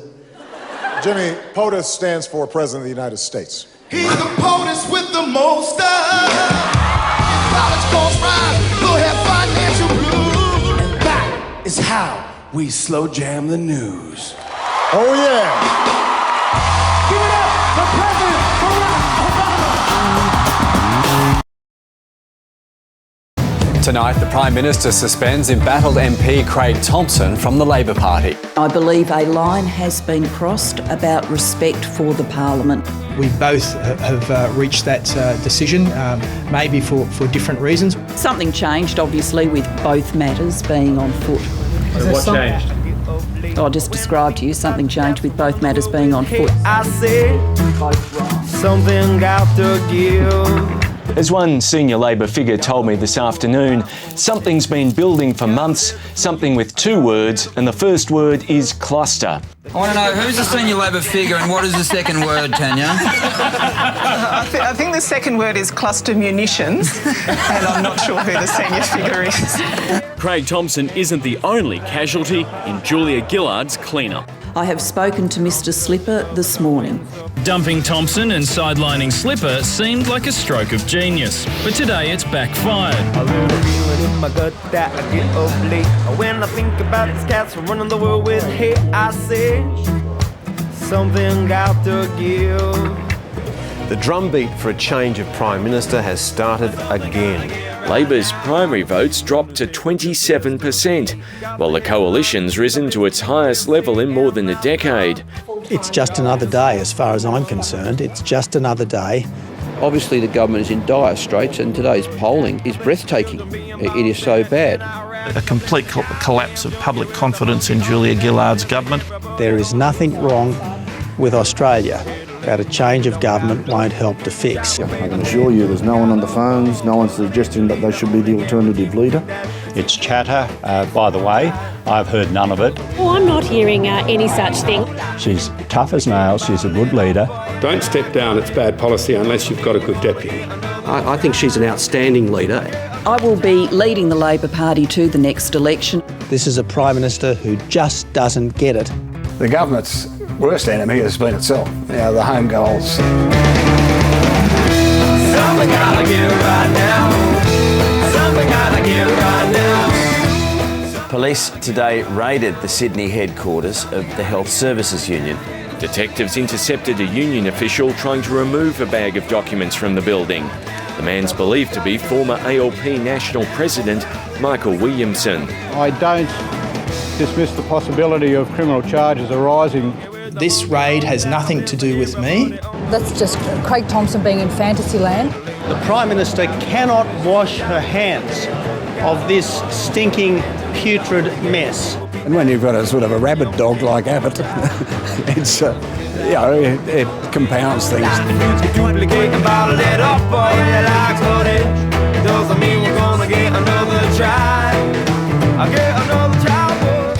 The controversy over Peter Slipper and his cab charge documents has taken another turn, with the Speaker now the subject of an Australian Federal Police investigation. The conclusion: the matter requires further investigation. Still, today Labor did finally have the chance to go on the attack over another scandal causing it grief: the sidelining of the Speaker, Peter Slipper. It's emerged an opposition frontbencher met Mr Slipper's accuser 1 month before his allegations were published. I had no specific knowledge of these allegations, and I don't know anybody in the Coalition who did. And to the best of my knowledge, no one in the Coalition had specific knowledge of this. Obviously, Mr Abbott and Mr Pyne have gotten together to use the term specific knowledge to cover up the fact that obviously they had some knowledge. Mr Pyne later sought and got Mr Ashby's phone number. There's a cover-up going on. There's no doubt that there is a cover-up going on. Show the evidence. This sounds to me like more desperate spin from a desperate government.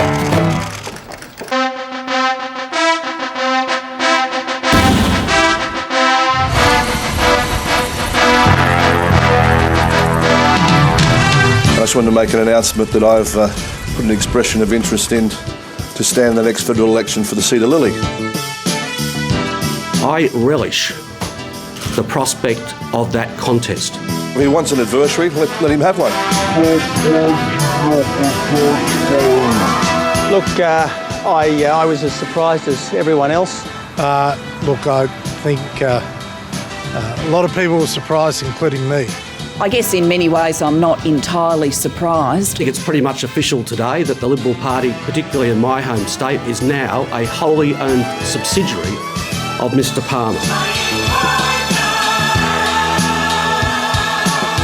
Like everyone else who wants to run for the LNP, I'm afraid he's got to run the gauntlet of a very testing pre-selection process. I've talked to the people, I understand their problems and their needs. I'll be urging the LNP to pick the right candidate for every seat in Queensland. I campaigned in willy-nilly for 4 elections in a row during the 1980s and 1970s.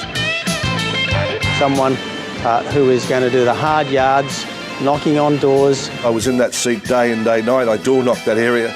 I know it very well. The closest he gets to it usually is when he flies into Brisbane Airport on his jet. What it says to me very clearly is that the Liberal Party is the party of billionaires. We're all Australians, whether we're billionaires, millionaires, whether we live in a very poor circumstance or not. We can only sleep in one bed. We only have one meal. We can only go out with one woman if we're sensible. If you're a guy, that is. Same goes for you girls too, right? Would he be a good MP? Oh, look, I'm not. I'll leave that to the party. We need a grassroots candidate. Sorry? And I'm confident that that's what will be delivered. Code for no chance. They don't want Clive, but they do want his money. He's the sort of late-night good-time girl for the Liberal and National parties. You know, they're happy to have him, you know, come over when they need something. Hopefully I'll get somebody to support me. I've got a lot of time for Clive Palmer. We'll push on. We'll push on, okay?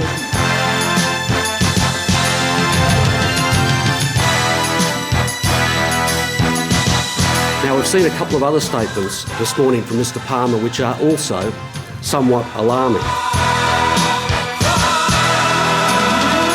Why can't we build the Titanic? I think we can, and I think that's what we're going to do. Well, of course it will sink if you put a hole in it, but it's not going to be designed with a hole in. It's going to be designed so it won't sink. Look, Clive's a character, and I think I've said what needs to be said. Convinced that all is forgiven between two fierce adversaries, Mitt Romney and Newt Gingrich. Thanks for watching. Mitt Romney has released a statement on the departure of Newt Gingrich from the campaign. He reads in part, Anne and I are proud to call Newt and Callista friends. We look forward to working with them in the months and years ahead. That from Mitt Romney. Politics is weird and creepy, and now I know lacks even the loosest attachment to anything like reality. You make it. And because this is our last program for the year, then much later on we'll revisit some of the moments of the political year and how the politicians so skillfully handled the big issues like carbon tax and negativity. There will be no carbon tax under a government I lead. I have contemplated a tax on three-word slogans, but thought that it would bankrupt the leader of the opposition so quickly it would be inappropriate. Well, good morning. Today we'll be releasing the media budget update. Contain your excitement, Australia. I think it's pretty clear that storm clouds are gathering. This year's deficit has blown out to $37 billion, largely because of backwash from Europe's debt problems. Budget revenues have been hit to the tune of $20 billion. We are in tight fiscal circumstances.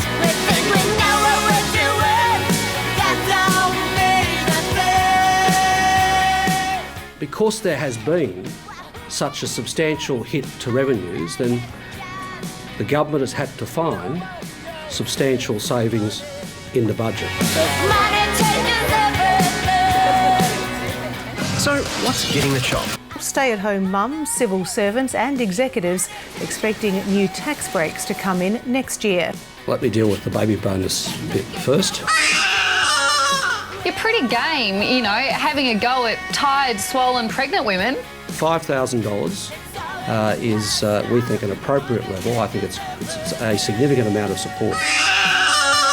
The baby bonus cut is yet more evidence that this government doesn't take forgotten families seriously. I know what a pregnant wife is like, so I don't want to take those sort of risks too often.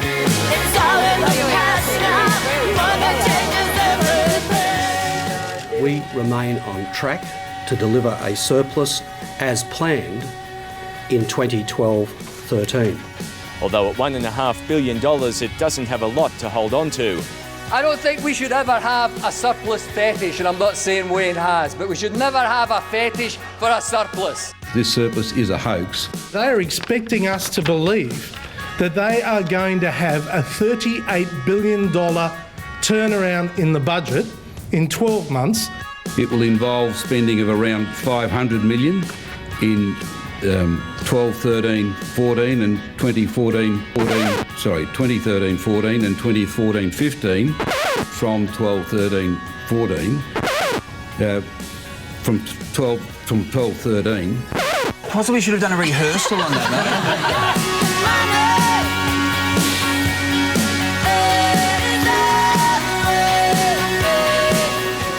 I think it's very important for confidence in this country that the government does actually deliver a surplus.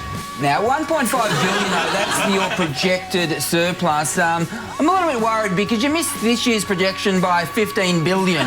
Well, it's a modest surplus, but it's one that's achievable given the growth forecast that we've got. I'll be falling over with surprise, but then I'll congratulate him if he delivers.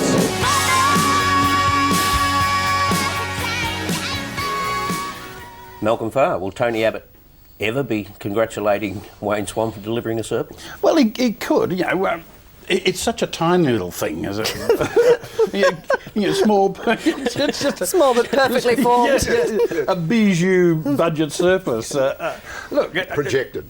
Projected, yeah. And if at the last minute they're short, they do a whip around a treasury and bring something forward. Bring the tea money forward, and what they've already done is just a giant shovel and pulled back all of this spending from 2012, 2013 into this year. You know, that's why we've got this giant blowout, because everything's being sucked back so that you can have this tiny little surplus. Big, huge budget surplus. But that's not unusual to happen. What is unusual is a treasurer painting himself into this corner whereby he says we must have a surplus, and he's just bound to come hell or high water or global recession. And you can understand why, because they would unleash the gates of hell on him if he didn't. Absolutely. The political consequences, there might be economic consequences, but the government thinks it can weather them, but the political consequences, it would go down. And it's all their own fault. It's a complete, well, it's kind of, I mean, everybody is a surplus fetishist at the moment, as Doug Cameron puts it.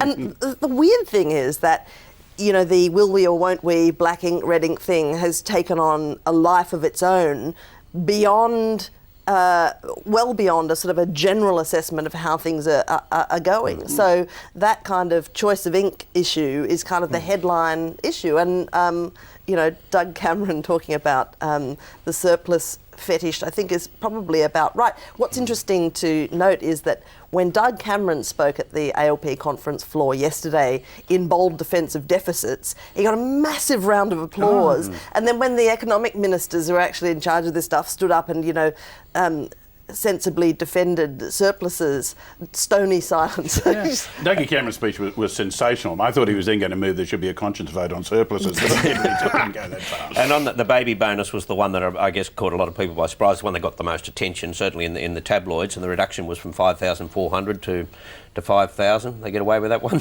Well, you know, this is just another example of how incredibly difficult it is to wind back those extraordinary gifts that were given in the last years of the Howard government. There are just a range of these gifts. They're incredibly expensive, superannuation, baby bonus, etc., etc., etc. And the minute you have one of these things, you naturally feel that you're entitled to it.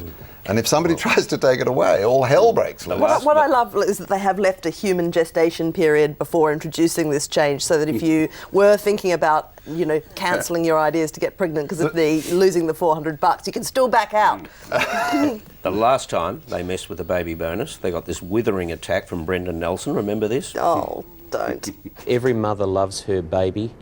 Every baby is valued, and Mr Rudd should value all babies equally. No, we should not live in an Australia where Mr Rudd thinks that some babies are more valuable than others. It's very, very important that Mr Rudd understand that every mother loves her baby, and this should be an Australia where all babies are equal.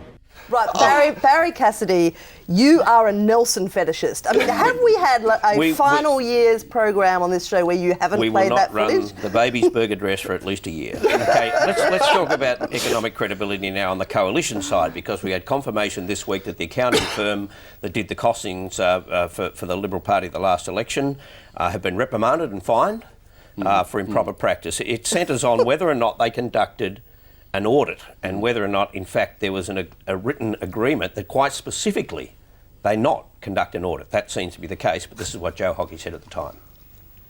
You know what? If the fifth biggest accounting firm in Australia signs off on our numbers, it is a brave person to start saying they're accounting tricks.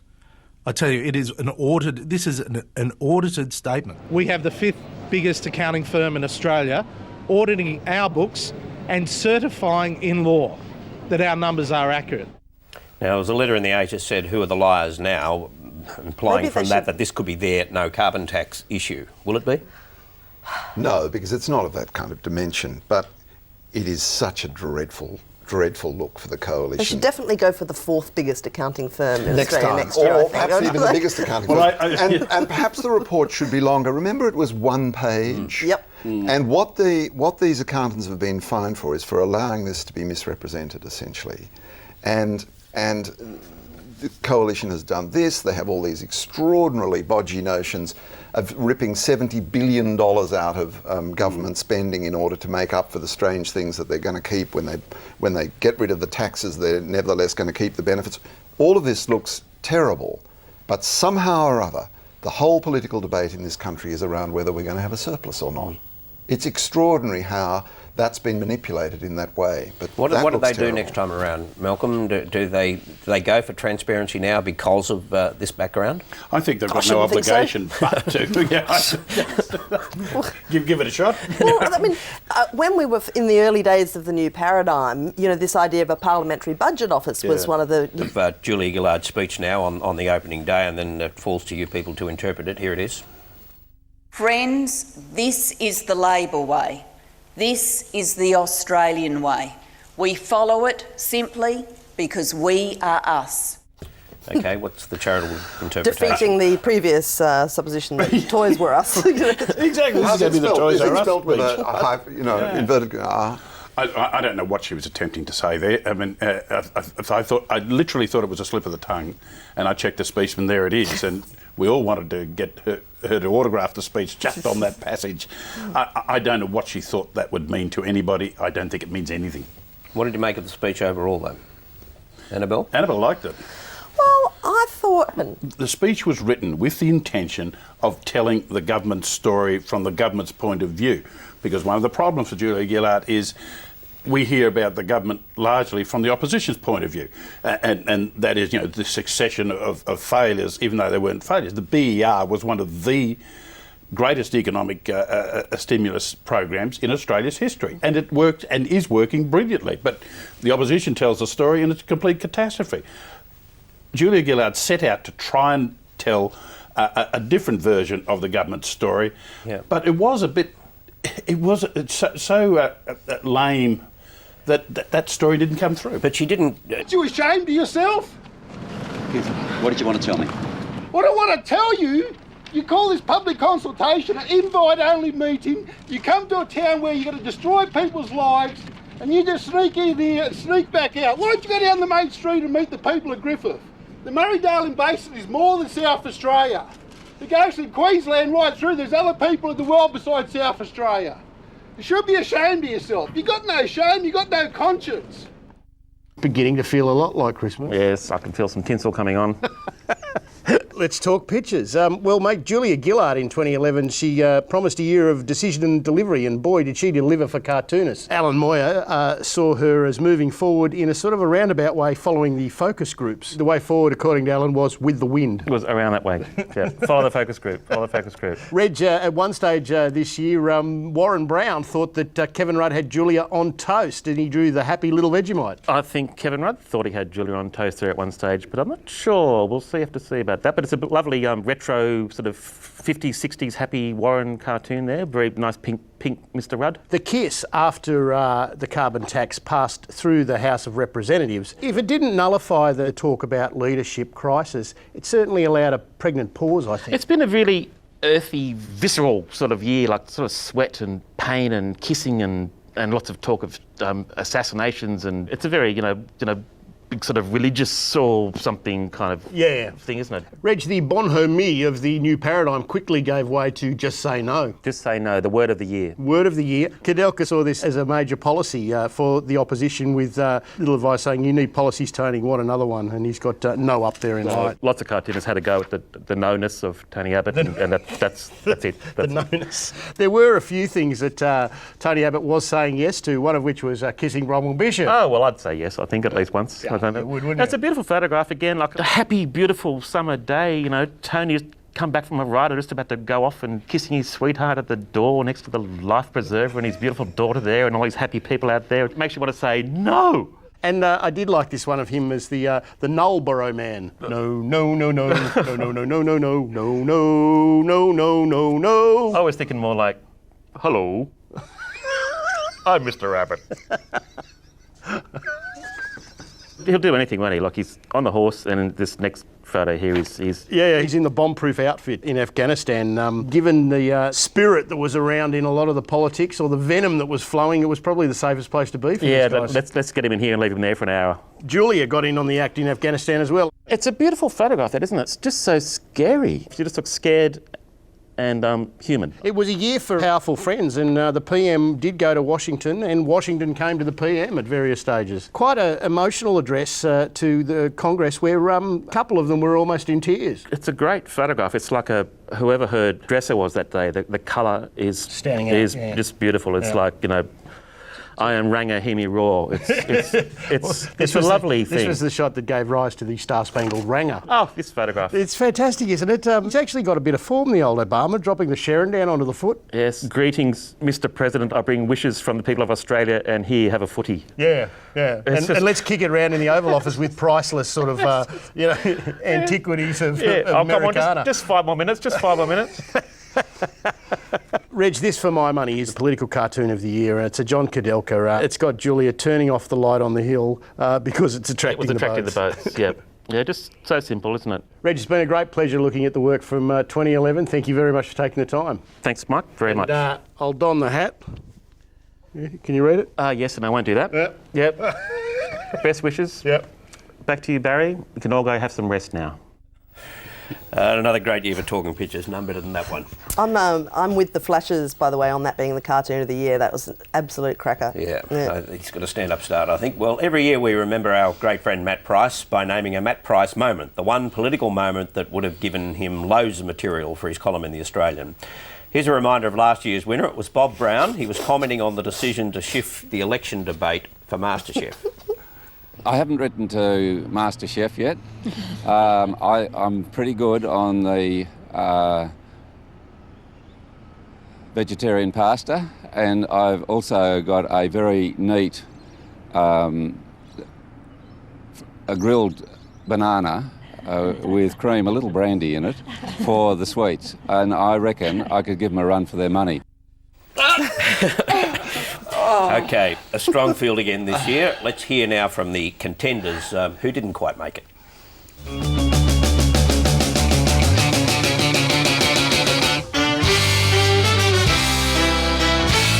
Oh, well, Chris, I'll leave the political commentary and hyperbole to you. Sing along now, Stephen. Go on. This is your time. This is your chance. Good old Collingwood forever. We know how to play the game. Side by side we stick together to uphold the Magpie name. I know, and I hope you know it too. I can assure you, Bob Catter Jr. will do the best for you. Premiership's a cakewalk for the good old Collingwood. Wow, check him out, folks. You don't want to miss this. What a buffet. You know, he can't sing either. Well, what we'll need to see tonight is the... Whoops. We've just had a glass breakage here. The opposition leader had done for political discourse what the Vuvuzela had done for World Cup soccer. What you realise is that there's only one noise. Only one noise. And that noise is no. No. Yes, no, yes, no, yes, no, yes, no, no, yes, no, yes, yes, no, no, yes, yes, no, yes, no, yes, no. Yes, no, yes, no, yes, no, yes, no, yes, no, no, yes, no, yes, no, yes, no, yes, yes, no, yes, no, no, yes, yes, no, no, yes, no, yes, yes, no, no, yes, yes, no, no, yes. And I won't bore you, but you get the idea. You get the idea. We don't generally agree. Dance the hokey pokey, Mr. Acting Deputy President. It's bereft of detail, so is petrol in, is petrol out. You put petrol in, you take petrol out. You put petrol in and you shake the tax about. You do the hokey pokey and ooh, you turn right around. And you know what happens when you turn right around? You're back to where you were before. The thing about Brisbane River, it's big. People forget about it. Most of our capital city is not on huge rivers. This is. And when it gets angry, it gets angry. If I could put it as clearly as I can, I'd say to you, don't write crap. Can't be that hard. I went to a function not long ago when a woman sidled up to me and she said, Tony, whatever you do, don't stop wearing the Speedos. And I said, well, I don't intend to stop wearing the Speedos. And she said, could you do me a favour? Could you do me a favour? She said, I said, sure. She said, get some smaller ones. Well, I've got to say, coming out of that water, I have smaller ones. I really do. Okay, any unlucky contestants there? They didn't win, no. There were a few of them growing up next to that nuclear power station, weren't there? All right, we now come to the winner, and it's in the most undemocratic of systems. It's decided essentially by our producers without any consultation. Here is the Matt Price moment for 2011.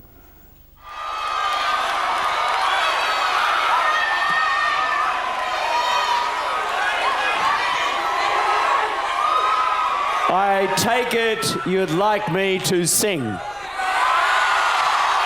I sing like a cow. I want your support to do this. You and you and you and you and you. Every one of you to make a difference. I just can't bear it. That's. I think I've just overdosed on this year. That's the second award for Kevin Rudd. He won it a couple of years ago with programmatic specificity. At least he can say detailed programmatic specificity. That was it, which Malcolm Turnbull then described. No, he said his biggest problem is enigmatic incomprehensibility. Ladies, team, bit of shush. Okay, righto. 3, 2, 1. Every week in politics is interesting. Never a dull moment. How are you going? Hello. Today, Australia has a price on carbon as the law of our land. There will be no carbon tax under a government I lead. I have contemplated a tax on three-word slogans, but thought that it would bankrupt the leader of the opposition. When I first learned of the existence of the Australian Greenhouse Office, I assumed it was responsible for supplying tomatoes to the Parliament House kitchen. Grow up. It is absolutely pathetic. You're an embarrassment to yourself. Twist it around the other way. The other way. The Gillard government has been working on a new strategy.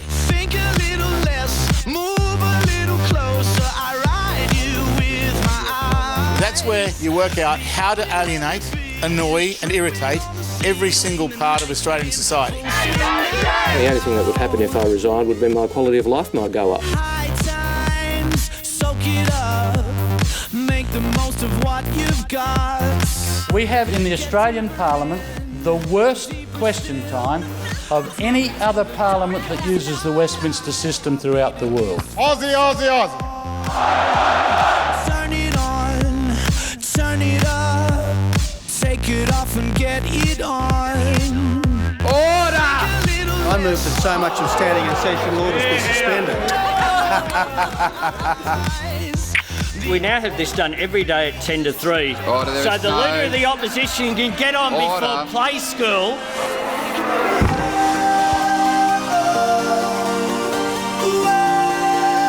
We are the most unwatched thing in Australia at the moment. You could cartwheel around the joint and no one would care. Please don't anyone think that this is just a negative opposition.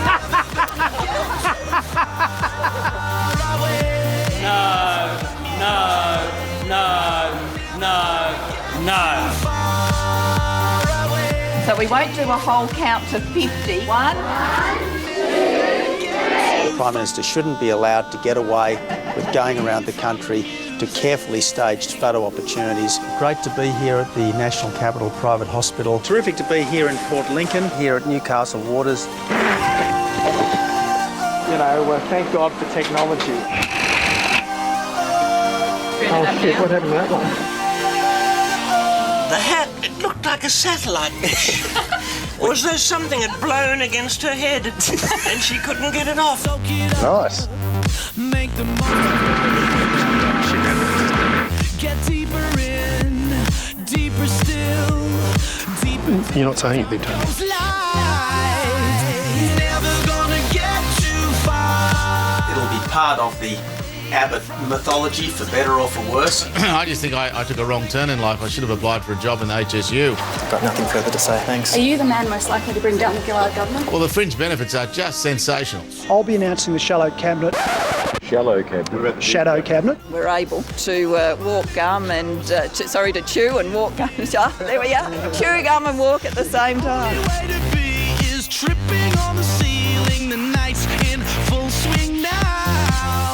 You stop the boats, you stop the smokes, don't you?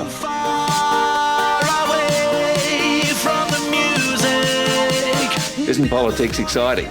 Well, I hope we see the Greens turning up today levitating or walking. In fact, I don't want to see them coming out of a car. I want to see them riding horses.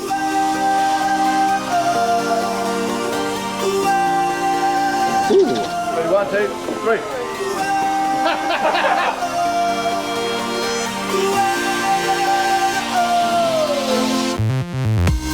You're going to get deeper, I fear.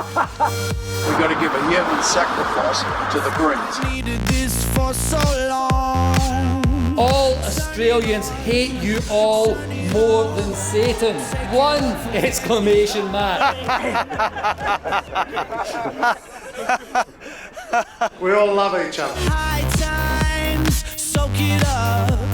Make the most of what you've got. Get deeper in, deeper still, deeper till the dark goes light. It is a special type of love, but we love each other.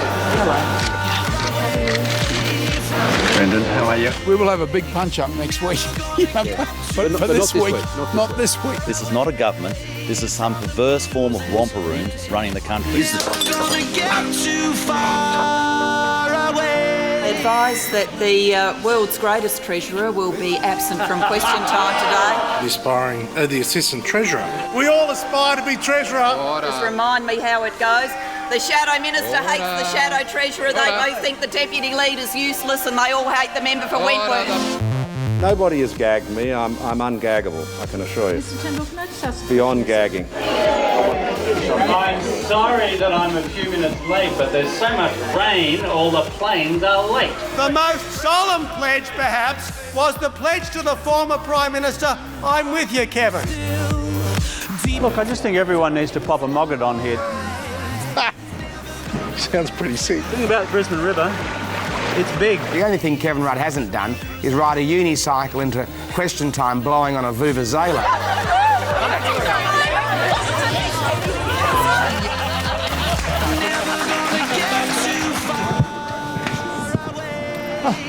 Hello? Just ask Kevin. Time for a bit of a grease and oil change myself. To paraphrase the Prime Minister, if the media writes crap, presumably it's often because politicians talk crap. Well, I can understand what he's going to say.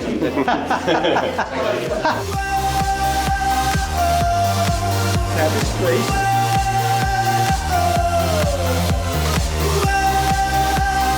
I'm not doing the Johnny thing. It's not doing the Johnny thing. You got to draw the line somewhere.